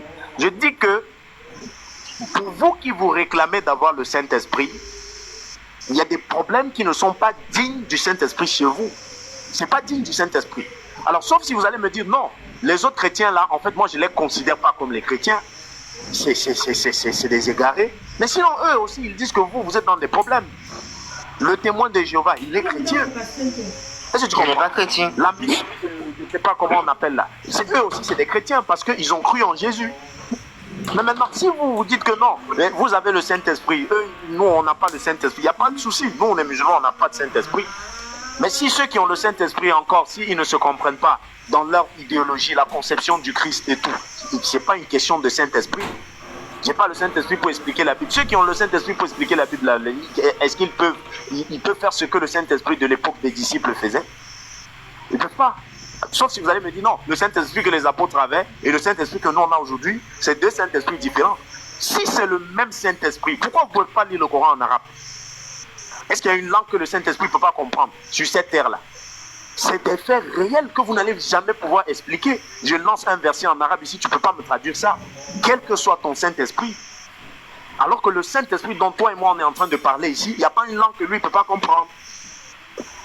Donc ce n'est pas une affaire de Saint-Esprit ici. Il faut mettre ça à côté parfois. Jules, Karim. Karim, tout à l'heure, je t'entends parler, je n'ai pas parlé de Saint-Esprit.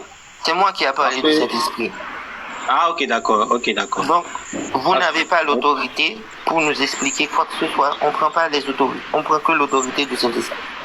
Soit que vous dites que nous n'avons pas le Saint-Esprit aussi, nous avons la connaissance du Saint-Esprit, et le Saint-Esprit, il agit plusieurs façons. Il agit pleinement et partiellement. Alors, Gilles, vous ne connaissez pas le Saint-Esprit. Je te pose une question. Les livres des Juifs, entre vous les chrétiens et les Juifs, qui a l'autorité d'expliquer les livres des Juifs? Les livres des Juifs, ce sont les Juifs. Ce sont les Juifs. Ils ont l'autorité d'expliquer leurs livres. Maintenant, quand ils expliquent leurs livres, après vous n'êtes pas d'accord. On ne peut pas être d'accord. Voilà. On ne peut pas être d'accord. L'autorité, si ils disent une chose et ils ne le font pas, on ne peut pas être d'accord. C'est simple. S'ils disent une chose, ils doivent le faire. Sinon, si tu dis que si tu prends tel rabbinique pour expliquer ta foi, ils doivent s'adhérer à ta foi. S'ils ne s'adhèrent pas, ça veut dire qu'ils sont faux, tout simplement. Non, le fait de connaître la vérité, c'est une chose. Les Juifs que tu dis qui sont autorités chez les Juifs, s'ils n'adhèrent pas à votre foi, ça veut dire qu'ils sont faux. C'est simple. Je dis ceci. Proclamer la vérité est une chose. Suis pas la vérité. Est-ce que la vérité devient fausse parce que lui ne la suit pas? La vérité ne change pas. Donc les Juifs, ils font sortir des vérités. Mais après, s'ils ne suivent pas, maintenant c'est autre chose. Est-ce que tu comprends? C'est comme si tu disais que j'ai dit une vérité et comme je ne veux pas la suivre, la vérité devient le mensonge. Non, le suivi de la vérité et puis la proclamation, après c'est autre chose. Ça se la vérité selon qui? La vérité est selon qui? La vérité est selon qui? Si tu dis que c'est la vérité parce que ça va dans ton sens, mon ami, c'est pourquoi c'est la vérité. Si ça va pas dans notre sens, c'est pas la vérité. Non, ça parce qu'on a étudié la Bible. Ismaël, ok, n'est pas dans l'alliance. Comme nous ne sommes pas dans l'alliance. Donc tu peux pas nous dire que tu es dans l'alliance. Que tu as prophète. Non, tu n'as pas de prophète. Deutéronome 13 dit que Mohamed est un faux prophète. Je dis ceci. C'est pourquoi les Juifs n'adhèrent pas à Mohamed. Non, c'est pas pour... Ah, regardez comment vous faites des amalgames. Est-ce que c'est à cause de Deutéronome 13 que les Juifs ne s'alignent pas derrière Mohamed? Tu veux que je te fasse des captures d'écran des rabbins? Tu veux écouter les Juifs donner la raison pour laquelle ils ne sont pas derrière Mohamed? Ce n'est pas Deutéronome 13 qu'ils amènent comme argument. Mais faites des recherches, vous aussi. Ça, c'est dans votre conception. Deutéronome 13 explique clairement que Mohamed n'est pas prophète. Parce qu'il n'incite pas à la Torah. Il ne dit pas qu'il ne cite pas les lois de la Torah. Il vient avec d'autres lois. Donc d'autres lois veut dire d'autres dieux. Je vais prendre un peu de congé de vous. J'ai une prière à faire tout à l'heure. Donc après, je vais vous rejoindre. Merci beaucoup. Shalom à tous. Et j'en profite pour passer le salam alaikum à tout le monde. Salam alaikum Karim, Khadija, Sharadam. Et à tous ceux en bas, le commentaire. Le problème des Juifs vis-à-vis de Mohammed, Gilles, le problème des Juifs vis-à-vis de Mohammed, c'est un problème de jalousie. Parce que pour les Juifs, le prophète des derniers temps devait être israélite. Est-ce que tu comprends? Le prophète des derniers temps devait être israélite parce que les Israélites se croyaient les préférés de Dieu. Donc, pourquoi sortir le prophète des derniers temps Donc, je termine, je chute, tu vas parler. Pourquoi sortir le prophète des derniers temps dans une tribu non israélite? Voilà le problème des Juifs. C'est pas parce que Mohammed est un faux prophète. Non, non, non, non. Les Juifs reconnaissent Mohammed comme un vrai prophète, mais sauf qu'ils disent qu'ils ne veulent pas le suivre parce qu'il aurait dû sortir chez eux. Et il y a plein de rabbins qui expliquent ça. Mais ils n'ont jamais nié la prophétie de Mohammed. Mais ils disent carrément qu'ils ne veulent pas le suivre parce qu'ils n'ont pas compris pourquoi Dieu fait sortir le prophète des derniers temps en dehors d'Israël. En fait, c'est là où se pose le problème. Moi, j'ai suivi. Mohammed aurait dû sortir chez eux. Voilà la thématique en fait. Et Rachid parle de ça, les rabbins parlent de ça. Ça n'a rien à voir avec Deutéronome 13 et tout ça. Les Juifs savent que Mohammed est un vrai prophète. Les Juifs savent que les musulmans adorent le vrai Dieu. D'ailleurs, ils le disent. Les Juifs disent que vous, chrétiens, vous adorez un faux Dieu. Toi, tu le sais. Deutéronome 13, les mon Juifs ami, disent que le Dieu de Moïse dit Mohammed est un faux prophète, que vous, chrétiens, vous adorez. Et vous appelez à un faux Dieu. C'est ce que Deutéronome 13 dit. Est-ce que Deutéronome 13 parle de Mohammed? Est-ce que Deutéronome 13 mentionne Mohammed? Il refute Mohammed. Deutéronome 13 mentionne pas Mohammed. Deutéronome 13 refute Ça, Mohammed. c'est ton analyse. Non, dis que d'après mon analyse de Deutéronome 13, D'après mon analyse, j'ai parlé à un juif pour la Torah. Il est un juif. Et je parlais avec lui. Il m'a dit que Deutéronome 13 refute Mohammed. Mohammed n'est pas un vrai prophète. Il incite à avoir un autre Dieu qui n'est pas qui n'est pas le Dieu qu'il sert. Non, il faut laisser. Tu as parlé à un juif. Est-ce que tu as parlé à un rabbin? Pourtant, Gilles... Le juif qui tu as parlé n'est pas forcément un rabbin. Moi, je te demande de voir les rabbins. C'est comme quelqu'un, il va causer avec toi. Après, il va me dire, il a causé avec un chrétien. Oui, mais toi, tu n'es pas parmi ceux qui ont l'autorité d'expliquer la Bible, bien que tu sois chrétien. Tous les juifs n'ont pas l'autorité d'expliquer la Torah. Donc moi, je te renvoie chez les rabbins. Je ne te renvoie pas chez les juifs. Tu as parlé avec un juif et après, est-ce qu'il est rabbin? Donc si tu vois un chrétien au quartier, et puis voilà, parce qu'il a commencé à aller à l'église, il va t'expliquer la Bible? Non. Si tu veux parler, comprendre la Torah, tu vois les rabbins. Faut pas tu vois un juif, c'est pas comme ça. Tu vois les rabbins. Et les rabbins juifs, tous sont unanimes pour dire que Mohammed est un vrai prophète. C'est parce que si Mohammed devient un faux prophète, la Torah devient fausse. Puisque les juifs te disent que c'est de la Torah, que c'est de Mohammed que la Torah est en train de parler. Est-ce que tu comprends? Donc si Mohammed devient un faux prophète, la Torah en elle-même devient une fausse prophétie. Et les juifs ne sont pas capables de dire ça. Les juifs ne peuvent pas nier la Torah. Puisque les juifs te disent qu'effectivement, le prophète qui doit sortir de la promesse faite à Ismaïl, c'est Mohammed. Et il le confirme, Rachid le confirme. Il y a Liki qui va monter, il va faire sortir la vidéo, tu vas écouter. Donc si un juif te dit que Mohammed est un faux prophète, toutes les prophéties de l'Ancien Testament deviennent fausses, selon la Torah. Parce que les prophéties expliquent que c'est ça. Donc c'est pas un juif qui va te dire que Mohammed est un faux prophète. Donc ils acceptent, ils reconnaissent ça, mais ils disent seulement qu'ils refusent de suivre. C'est pour cela que je t'ai dit proclamer la vérité et refuser de suivre la vérité, c'est autre chose. Après, s'ils refusent de suivre, c'est autre chose. Là, il n'y a pas de souci. Celui qui a refusé la vérité, après avoir vu la vérité, c'est comme ça qu'Allah les traite dans le Coran. Allah les traite de ceux qui connaissent. Est-ce que Mohammed demande à faire Shabbat? Tu dis? Est-ce que Mohammed demande à faire Shabbat? Demande à faire quoi? Shabbat. Chez nous, on prie, chez nous, c'est le vendredi. Voilà, Mohammed n'appelle pas à faire Shabbat. Donc Mohammed est un faux prophète. C'est ça les arguments des juifs. Je t'ai dit, toi tu plaisantes, monsieur, tu plaisantes. Je t'ai expliqué que... C'est ça les arguments des juifs. Non, c'est pas. Mohammed n'appelle pas à faire Shabbat, appelle à un autre Dieu. Le Dieu qu'ils connaissent incite à faire Shabbat. Toutes les lois, les 356 mitzvot doivent être respectées à la lettre.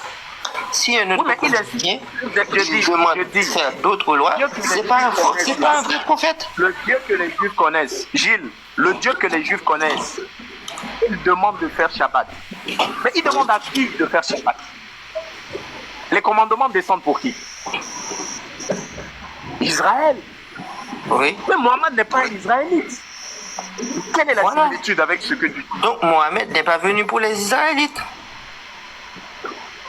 Non, toi tu soulèves un autre débat, mon frère. Jules, là, c'est temps, tu te comprends. Est-ce que tu comprends ta question toi-même, Jules? Oui. Tu Gilles, demandes si le prophète a pris le sabbat, Oui. juste pour prouver qu'il a été envoyé aux Israélites, c'est ça? Il n'a pas été bien, envoyé juste- aux Israélites. J'essaie de dire là, juste pour prouver qu'il n'a pas été envoyé aux Israélites, c'est ça? Oui. Ok. Yann Bissim, là, il va que tu veux parler. je vais te poser une question. Gilles, le salut vient de qui? Le salut? Le salut. Ouais, Il est des Juifs. les juifs. Et est-ce que les juifs, ils ont la même croyance que toi? Non. Alors ton salut, il est perdu alors? Mon salut n'est pas perdu. Mais tu viens de dire que le salut vient des juifs. Oui. Quel Juif en particulier? Le salut vient des juifs. Et quels juifs? T'en connais beaucoup, toi? Jésus. Mon salut vient de Jésus.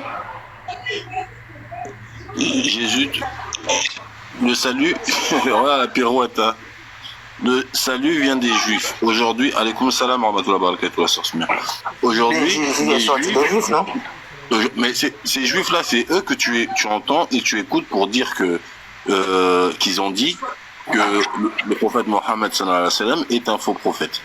Donc la Bible dit que le salut vient de ces gens-là, des juifs.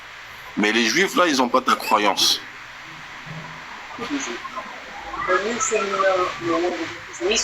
Non, ils n'ont pas ma croyance. Alors donc ton salut, il est perdu selon eux. Selon eux. Mais pourtant, c'est eux que tu écoutes et qui te disent que le prophète Mohammed sallallahu alayhi wa sallam est un faux prophète. Oui. Merci frère. Merci. Est-ce que Cher Adam, il est là, le frère Cher Adam?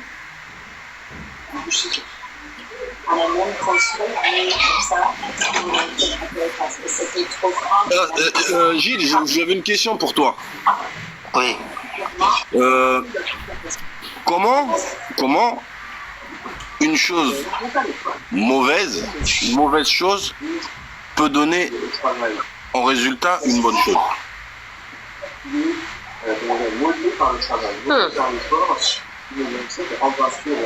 Comment une mauvaise chose peut donner le résultat d'une bonne chose? Voilà. Ça n'existe pas ce que tu dis. C'est pas possible.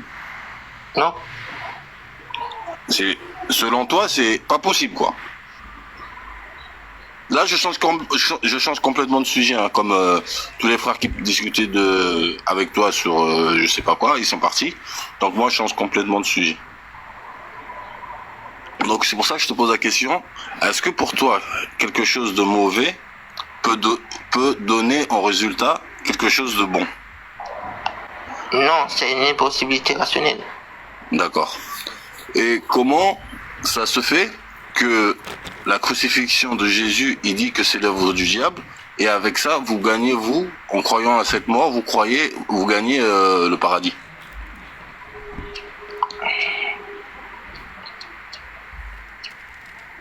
C'est vous qui dites que la crucifixion est l'œuvre du diable. Non, c'est Jésus qui le dit. À ce moment-là, qu'est-ce qu'il disait dans le verset? Il dit, vous voulez accomplir l'œuvre de votre père, le diable. Dans le verset? Dans le verset, ouais, je me rappelle plus. Oui.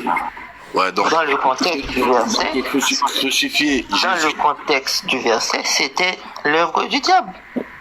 Donc, c'était quoi qui était l'œuvre du diable? Il voulait tuer Jésus. Donc, le fait de tuer Jésus est l'œuvre du diable. Et comment l'œuvre du diable peut te donner le paradis? Aucun rapport. C'est pas l'œuvre du diable. Mais tu viens de dire que c'est l'œuvre du diable. Jésus l'a dit que c'est l'œuvre du diable. Dans le verset que tu as pris, c'est l'œuvre du diable. Mais c'est pas l'œuvre du diable. Ah, donc au début, dans ce verset, c'est l'œuvre du diable. Et au fur et à mesure, ça change, c'est plus l'œuvre du diable. Les Écritures devraient être accomplies, mon ami. Donc les Écritures sont accomplies. Attends, j'ai pas. Je prends le deuxième téléphone, je vais mettre le verset. C'est pas l'œuvre du diable. Le diable est un serviteur, comme tout le monde. Donc, moi, je t'ai demandé tout à l'heure, est-ce qu'une mauvaise chose peut donner une bonne chose? Tu m'as dit, c'est impossible. J'ai été malin, c'est pour ça que je t'ai demandé ça d'abord, avant de rentrer dans le verset. Donc, demande le téléphone. Après, je t'ai dit alors, comment se fait-il que la crucifixion de Jésus, que Jésus décrit comme satanique, l'œuvre du Satan, peut te donner une bonne chose à la fin, le paradis, en croyant à ça? C'est pas ça qui me donne le paradis, mon ami. Je crois que crois en sa mort, je sais pas quoi. Je crois en Jésus. Ouais. Sa vie, ses paroles qui l'ont dit.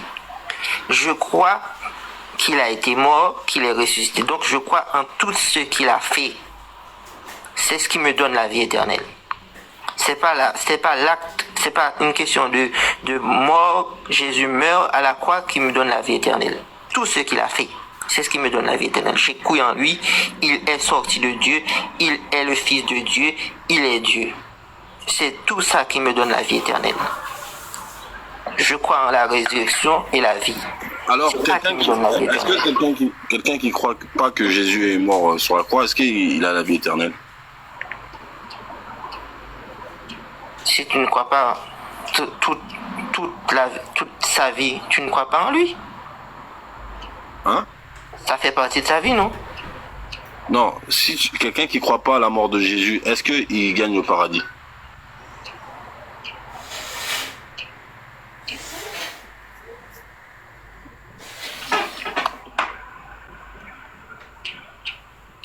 Si tu ne crois pas à la résurrection de Jésus? Non, à la mort. La mort ne s'accompagne aussi de sa résurrection? Non, moi j'ai dit la mort.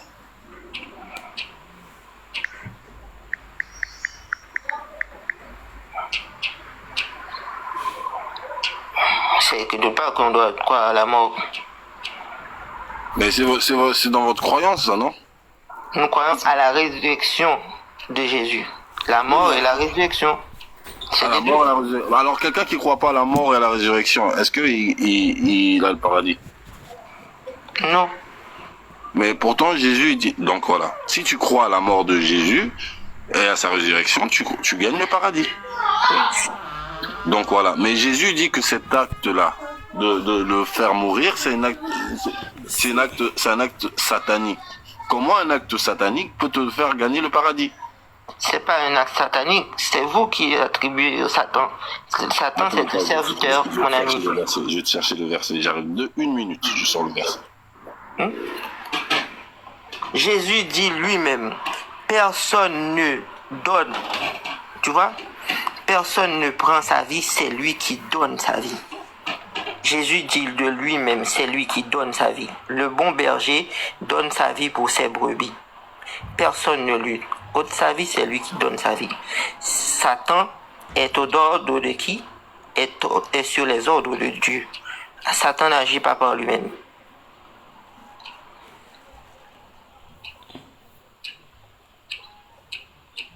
Satan accomplit les Écritures.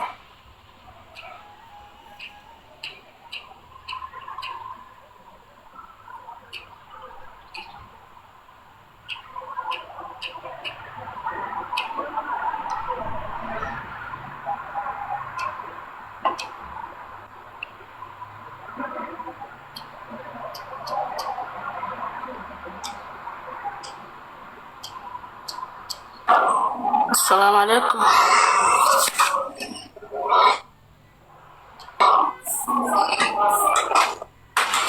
Monsieur. Walaikum salam, la reine. J'espère que tu vas bien. Comment vous allez, Khaled? Ça va, alhamdoulilah.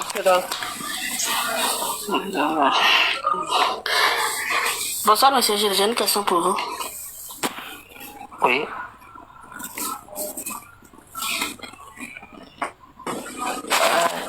Hier, vous étiez sur le live de, je ne sais pas, c'est Oustaz Kamara. Vous avez dit, vous avez fait un rêve qu'on vous a dit d'écarter, vous êtes chrétien. Et je suis parti, je n'ai pas suivi ce que vous avez dit après. J'ai pas fait de rêve. C'est vous qui avez dit ça? J'ai pas dit que j'ai fait des rêves. Hein. Que Dieu vous a dit que... qu'est-ce que vous avez dit? Vous avez dit Dieu vous a visité, non?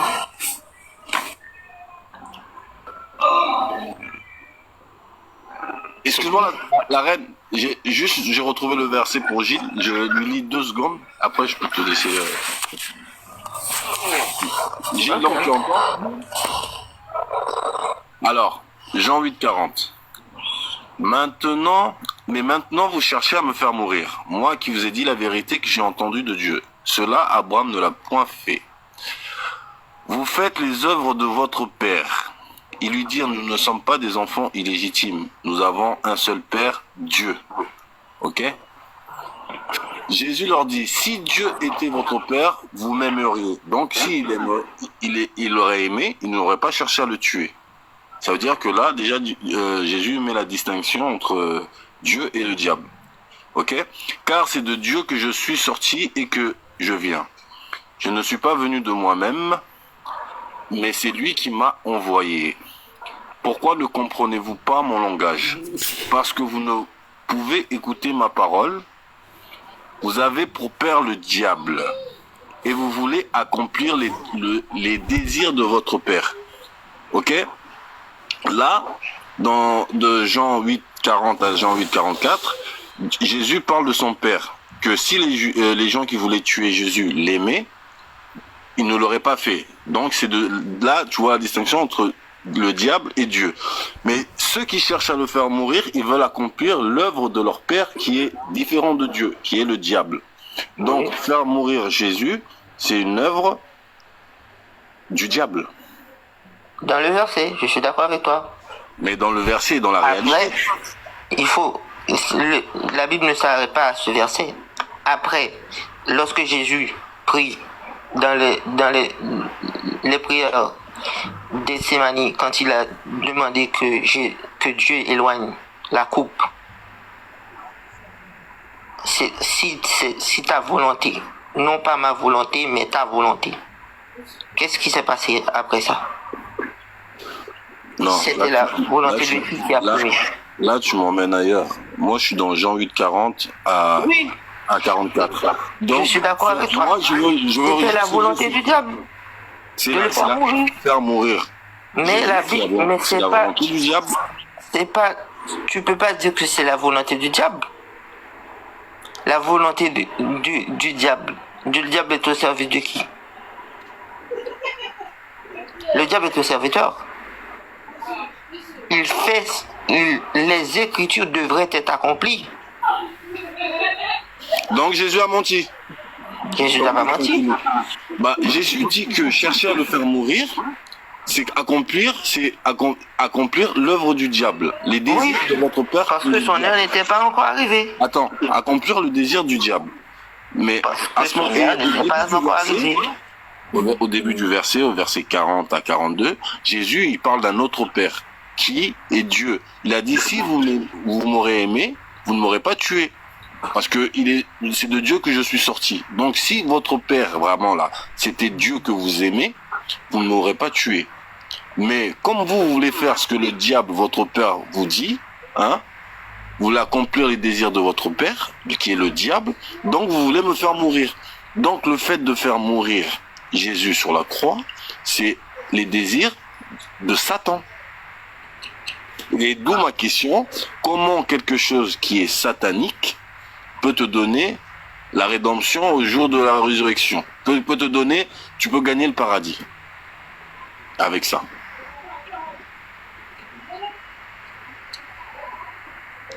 On reste dans le verset, mais même pas, je sais pas où là. Encore une fois, Jésus dit lui-même, personne ne ôte sa vie, c'est lui qui la donne. Je suis le bon berger. Le bon berger donne sa vie pour ses brebis. Les Alors, agissements... alors quand Jésus dit là, que vouloir le faire mourir, est-ce que Jésus le berger? Dans ce verset, c'était la volonté du diable. Je suis d'accord avec toi. Est-ce que dans le verset que tu donnes, Jésus c'est un berger? Quand l'heure était venue de mourir à Jésus, c'était la volonté de Dieu. On m'entend ou il faut... Sinon, il ne serait pas mort. Allô? Vous m'entendez? Oui, je t'écoute. Je vois que tu n'arrêtes pas de ressentir le berger. Est-ce que Jésus c'est un berger? Comment? Est-ce que Jésus c'est un berger? Est-ce que Jésus c'est un berger?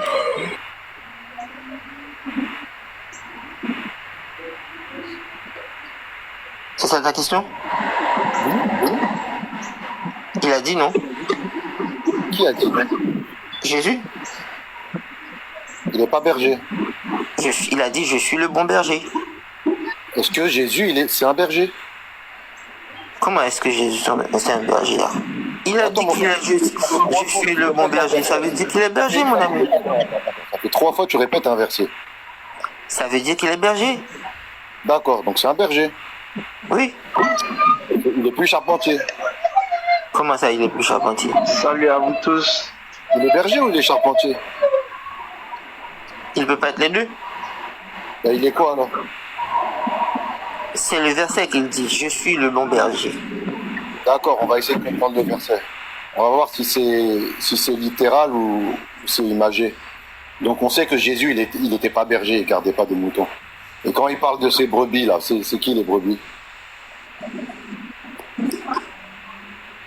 Il parle des brebis, ceux qu'il doit sauver. Qui c'est des brebis? Il va sauver des moutons? Est-ce qu'il va sauver des moutons? Non. D'accord, donc Jésus, il n'est pas berger et puis il ne va pas sauver des moutons.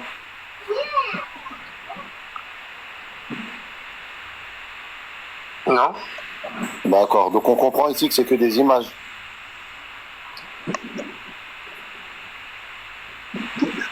Oui. Voilà, donc arrête de prendre ce verset qui est imagé pour dire quand il dit je donne ma vie, ça veut dire là je vais la donner. Donc là tu admets que Jésus il dit que je suis berger, c'est une image, il admet que les moutons c'est pas des vrais moutons, mais quand il dit je donne ma vie, là tu veux que ce soit littéral. C'est bien ça, c'est ça qu'on doit comprendre dans ta façon de comprendre les versets, c'est ça? Comment ça? Donc c'est pas littéral? C'est quoi? C'est quoi? Mais c'est toi qui viens de l'admettre toi-même. Mais c'est clair que Jésus, il est pas, et il va pas sauver des moutons. Il n'est pas venu pour sauver des moutons, tu vois. Il a dit qu'il est le bon berger. Le bon berger donne sa vie pour ses brebis. C'est une forme imagée. Je suis d'accord avec toi. Il a dit, dans le verset, il donne sa vie ou il donne pas sa vie? D'accord, donc tout est imagé, sauf quand il dit je donne ma vie, c'est ça? Il donne sa vie ou il donne pas sa vie? C'est ça qui est important dans la chose. On va comprendre ça. Donc tout est imagé, sauf je donne ma vie. Il a donné sa vie pour ses brebis. C'est de ça que ça parle. Donc toi, quand tu lis le verset, tout est imagé, sauf quand il dit je donne ma vie. Oui. Mais comment tu fais, mon frère? Comment tu fais pour dormir tranquillement la nuit? Comment ça? Mais comment tu fais, mon frère? Moi, je peux dire je donne ma vie pour mes enfants, parce que je travaille pour eux. Mais ça veut pas dire que je vais mourir. Ça veut pas dire ça. Non, mais lui, il comprend. Moi, je donne ma vie. Ça veut pas dire. Je donne ma vie. Je donne ma vie à tous. Et big respect à tout le monde. Ça veut quoi dire quand il dit personne ne prend ma vie, c'est moi qui la donne? Qu'est-ce que ça veut dire? There is my eye. Go play.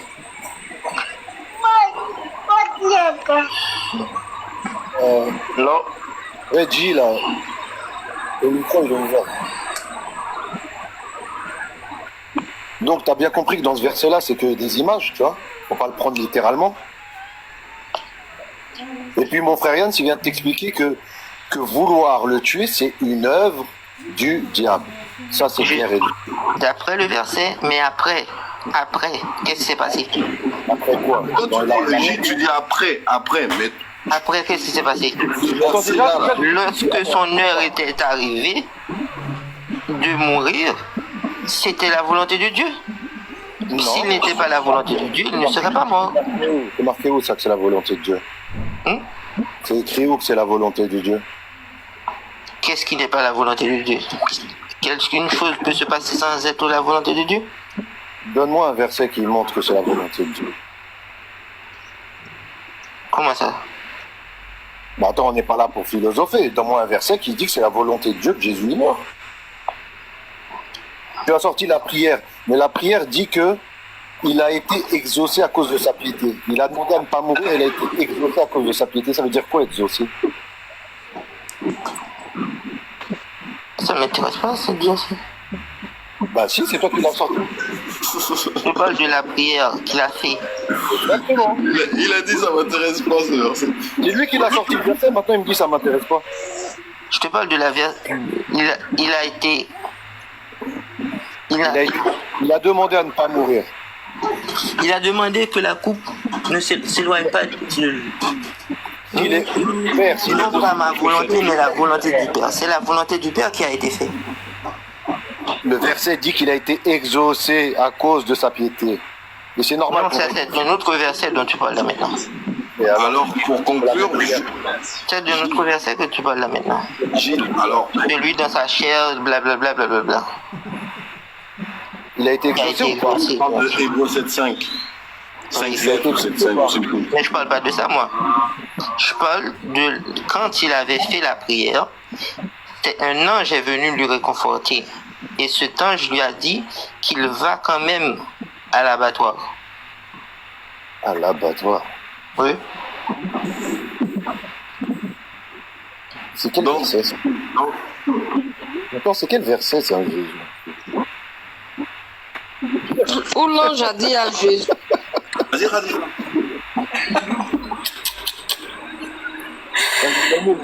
L'ange est venu le réconforter, mais est-ce que l'ange lui a dit qu'il n'allait Il pas va quand mourir? même mourir malgré ses... Donne-nous le verset. On ne va pas parler longtemps. Donne-nous le verset. Tu es sûr? Oui, je sais, je vais te donner. Dans le verset, L'abattoir, l'ange, tout dans ça. le verset où l'ange a dit à Jésus que malgré tes supplications, là, tu vas mourir. Il n'est pas mort ou il n'est pas mort? Non, donne le verset. On n'est pas là pour jouer, Gilles. Moi, je suis pas là pour jouer, non? Alors, donne le verset. Je dis pas que l'ange ne lui a pas dit ça, non? Donne le verset, mon frère, vous mettez pas phrase. S'il vous plaît, moi je peux donner le verset pour le frère.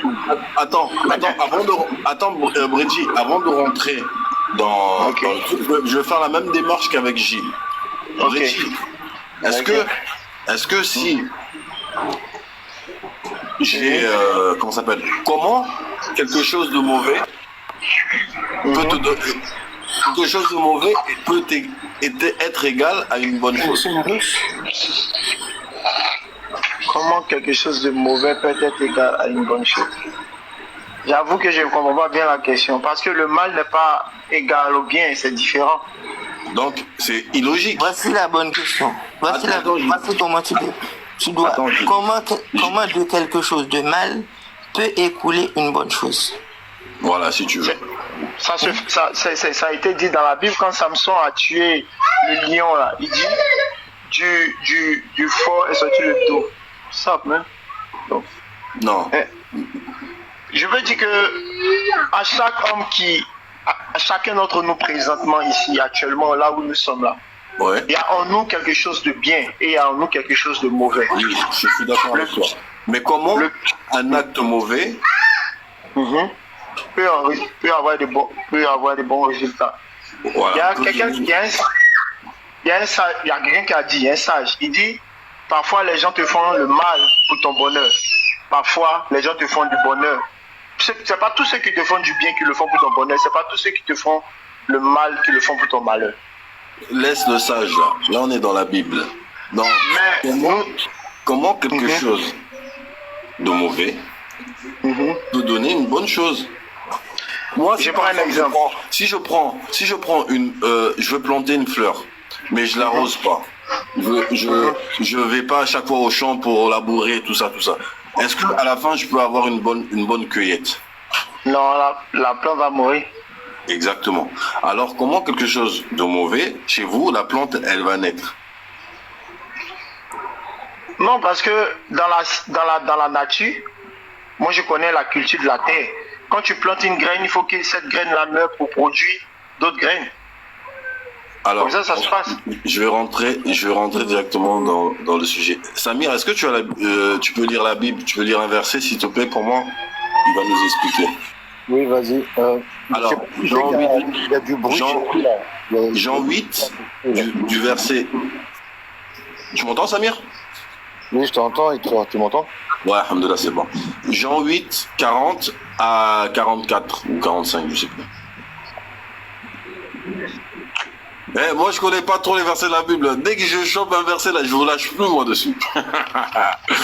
Vous allez lire, là. Jean 8, 40. Qui a lu le verset? Jean 8, 40. Dis quoi? 44 à 45. Attendez, par contre, essayez tous ceux qui parlent, là, essayez de vous mettre au calme. Et si vraiment vous n'y arrivez pas, mutez-vous quand les autres parlent comme ça, parce que... Ok. Voilà. Est-ce qu'on peut se muter en attendant qu'ils lisent? Gilles, est-ce que tu peux te muter aussi? Ah, ça fait du bien. Mais maintenant, vous cherchez à me faire mourir, moi qui vous ai dit la vérité que j'ai entendue de Dieu. Cela, Abraham ne l'a point fait. Vous faites les œuvres de votre père, ils lui dirent. Nous ne sommes pas des enfants illégitimes. Nous avons un seul Père, Dieu. Jésus leur dit, si Dieu était votre Père, vous m'aimeriez, car c'est de Dieu que je suis sorti et que je viens. Je ne suis pas venu de moi-même, mais c'est lui qui m'a envoyé. Pourquoi ne comprenez-vous pas mon langage? Parce que vous ne pouvez pas écouter ma parole. Vous avez pour père le diable et vous êtes le désir de votre père. Il a été meurtrier dès le commencement et il ne se tient pas dans la vérité parce qu'il n'a pas de vérité en lui. Très bien, merci beaucoup Samir. Alors Brigitte, je t'explique. Jésus dit là, si vous m'aimeriez, si vous étiez des enfants de Dieu, vous m'aimeriez. Ça veut dire que si vous adorez le vrai Dieu, vous m'aurez aimé. Mais vous cherchez à faire l'œuvre de votre père qui est le diable. Donc l'œuvre de tuer Jésus là, c'est l'œuvre de Satan. D'où ma question, comment quelque chose qui est l'œuvre de Satan, pour vous, peut être salvatrice, peut être pour vous, genre si vous croyez à la mort de Jésus, vous êtes sauvé, alors que c'est l'œuvre du diable. Voilà ma question. Comme j'ai dit, Jésus est venu dans le monde. Il est venu dans ce monde-là pour accomplir une mission. Il a déjà, vous avez lu une partie du processus, parce que il y a tout un processus avant que Jésus arrive là. Il a dit, il est l'agneau de Dieu qui est venu donner sa vie pour sauver l'humanité. Tout ça, c'est écrit dans la Bible. Si vous voulez, on peut parcourir, trouver les versets, sans problème. Voilà, c'est parce que ça va nous prendre du temps. Voilà. Mais, Jésus est en train d'expliquer ici au gars, parce que ils n'ont pas accepté son évangile. Je crois que la fois dernière, quand on parlait, une fois on parlait ici, vous avez dit que Jésus est venu pour son peuple. Il est venu sauver son peuple. Même lors de sa crucifixion, quelque part là-bas, où ils l'ont envoyé devant les prophètes, devant les sacrificateurs, là, où on l'a envoyé devant Pilate, là.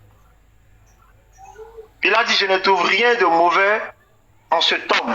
Je vais revenir au débat, mais c'est toujours la même mentalité, c'est toujours le même truc. Et il dit comme ça que je ne trouve rien en ce type. Pourquoi voulez-vous que je le tue?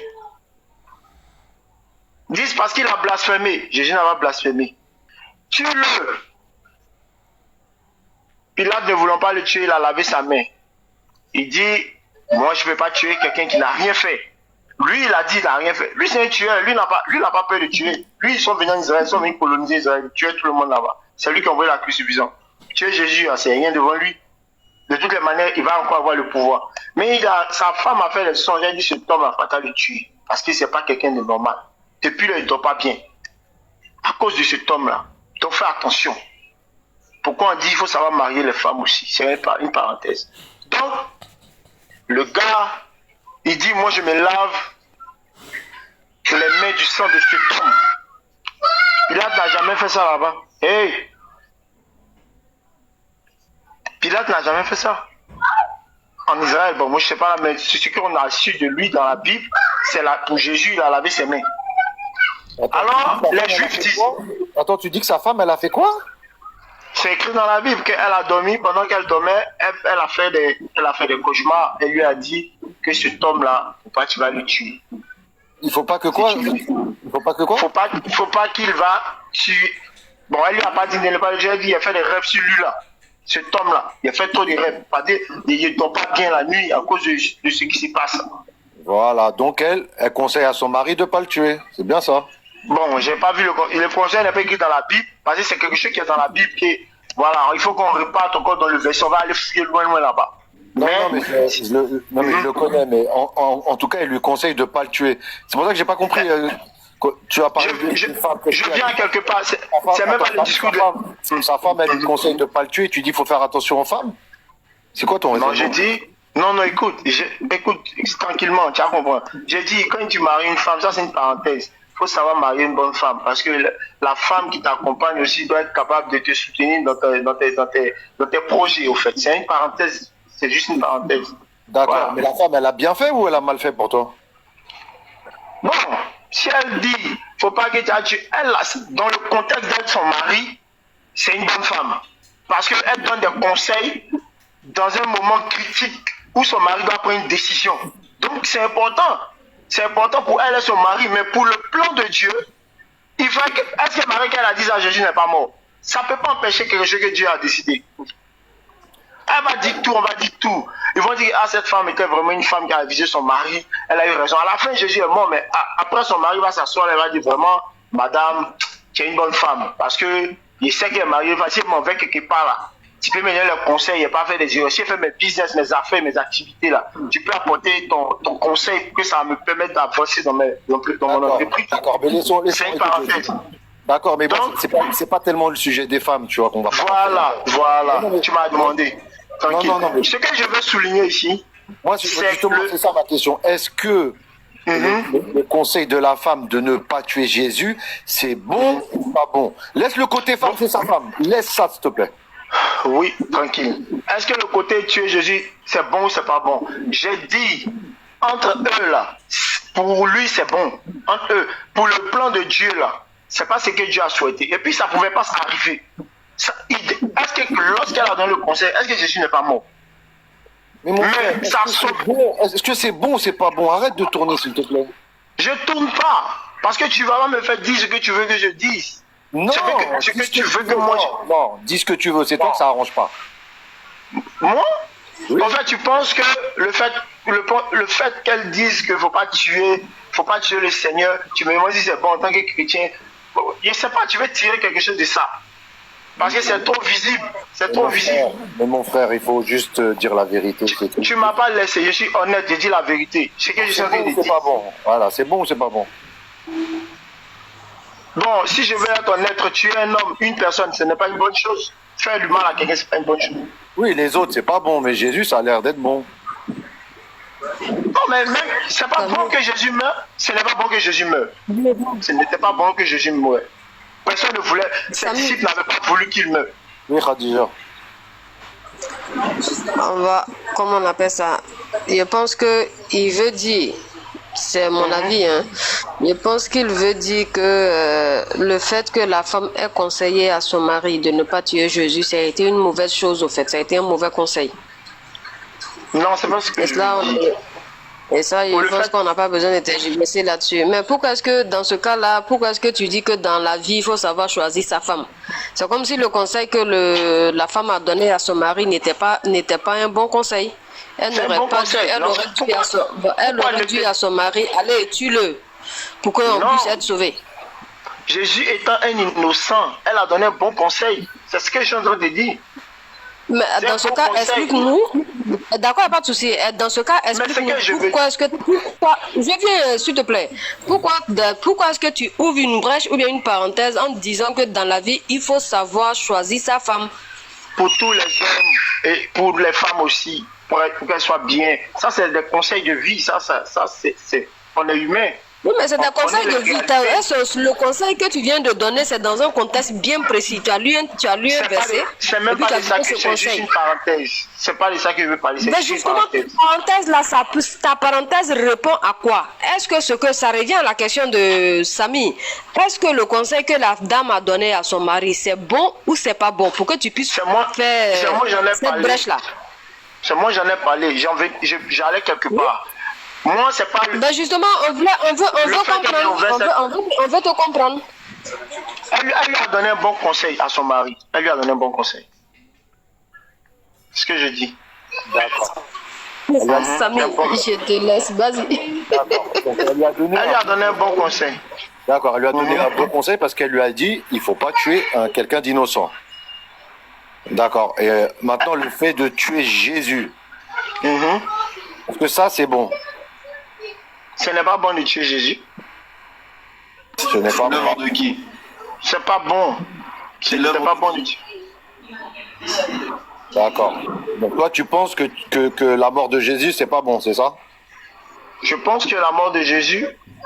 Attends, c'est différent. Parce que tu dis, est-ce que c'est bon de tuer Jésus? Jésus en tant que personne, ce n'est pas une bonne chose de tuer une personne. C'est ce que je vous dis. Vous voulez que je dise, parce que écoutez un peu ce que vous avez dit. Donc, vous n'allez pas faire ce même scénario. Allons-y calmement, tranquillement. Je suis en train de vous dire que les disciples, les apôtres, tous ces ennemis qui étaient là, qui voulaient que Jésus meure là, la raison pour laquelle Pilate a lavé sa main du sang de Jésus là, ils ont dit que son sang retombe sur nous et nos enfants. Mais Jésus était venu donner sa vie pour sauver son peuple. Et c'est par la mort que Jésus allait pouvoir affranchir l'humanité. C'est dit son sang, l'homme a péché. Selon la Bible, vous lisez la Bible, vous comprenez. L'homme a péché. Et l'homme étant condamné à la mort. Quand on parle de la mort, c'est de la séparation avec Dieu. L'homme était séparé d'avec Dieu. Vous comprenez? Donc, pour la réconciliation de l'homme avec Dieu, là, il fallait que quelqu'un de vraiment exceptionnel, de spécial, puisse vraiment venir faire ça. Quelqu'un qui n'a jamais péché, quelqu'un qui n'a jamais connu qui n'a jamais commis de faute. Il fallait que cet homme-là vienne pour remplacer, c'est-à-dire pour remplacer la vie perdue de l'homme. Écoute, en tout cas, nous on est d'accord avec toi. Voilà, nous on est d'accord. Et Jésus, nous on est d'accord que c'est pas bon de tuer Jésus. On est entièrement d'accord. C'est pas bon. Mais il y avait une mission. Et les versets qui disent que c'est l'œuvre du diable de vouloir tuer Jésus, on est d'accord avec toi. Voilà. Voilà. Nous en fait, on est très bien d'accord avec toi. C'est avec Gilles. C'est l'œuvre. Non. Jésus a dit. On est d'accord avec Matthieu. Il ne faut pas tuer Jésus. Dans Jean, il a dit dans Jean que. Je crois que c'est le. Attends, tu as dit quelque chose là. Tu as dit que Jésus était venu pour mourir. Oui, il faut lui donner la mission de Jésus où dans sa bouche il a dit je suis venu pour mourir pour vos péchés, de 1. Et de 2, tu n'as pas répondu à la question comment... Non. Jésus... Attends Brody, j'ai pas fini. Je vais te donner la parole. Okay. Comment quelque chose de mauvais qui est acte de Satan peut vous donner le paradis?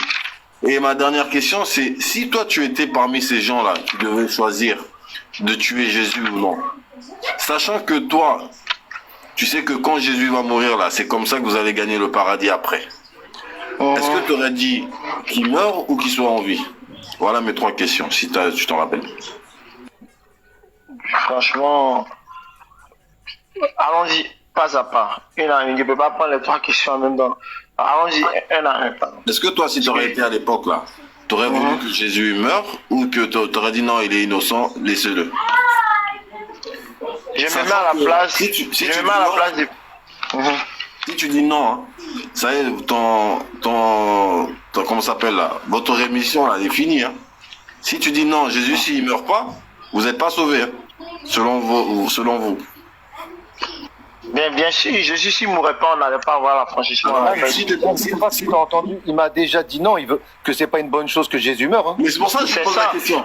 Mais non, Non, regarde, tranquille, Yann, c'est pas une bonne chose qu'un homme meure. non, écoute Yann. Que ce soit Jésus, qui quoi que ce soit. Ça arrive pas. Attends, Benji, s'il te plaît, laisse-moi parler avec mon frère. Yann, je suis pas là pour passer des heures et des heures à parler. Je lui ai posé la question devant tout le monde. Est-ce que c'était une bonne chose de tuer Jésus? Il a dit non. Oui, mais maintenant, je veux savoir s'il était parmi ces gens-là. Yann, lui, c'est fini. Lui, il n'est pas chrétien. Son dogme, il est fini. On passe à quelqu'un d'autre. Non, mais tu m'as pas demandé. Tu m'as pas demandé, je suis chrétien. Mais tu comprends, tu m'as même pas demandé. Quand quelqu'un avance une parole, vous devez lui demander pourquoi. Il y a la question pourquoi qui existe. Pourquoi tu dis ça? Non, écoute, moi, j'ai rien. Écoute, ça m'intéresse pas ton pourquoi. J'ai posé la même question à Gilles. T'es prêt ou pas? Mute-toi, Benji. Gilles. Oui. Gilles, pour toi, est-ce que c'est une bonne chose de tuer Jésus? Est-ce que c'est une bonne chose de tuer Jésus? C'est ça la question. Non. C'est pas une bonne chose. Et tuer quelqu'un, c'est pas une bonne chose, non? Ah, d'accord. Je pense pas. D'accord. Donc, il faut pas tuer Jésus, donc c'est bien ça. Faut pas qu'il meure. Il est mort, non? Ouais, mais toi, tu veux pas qu'il meure. Faut pas qu'il meure, c'est ça?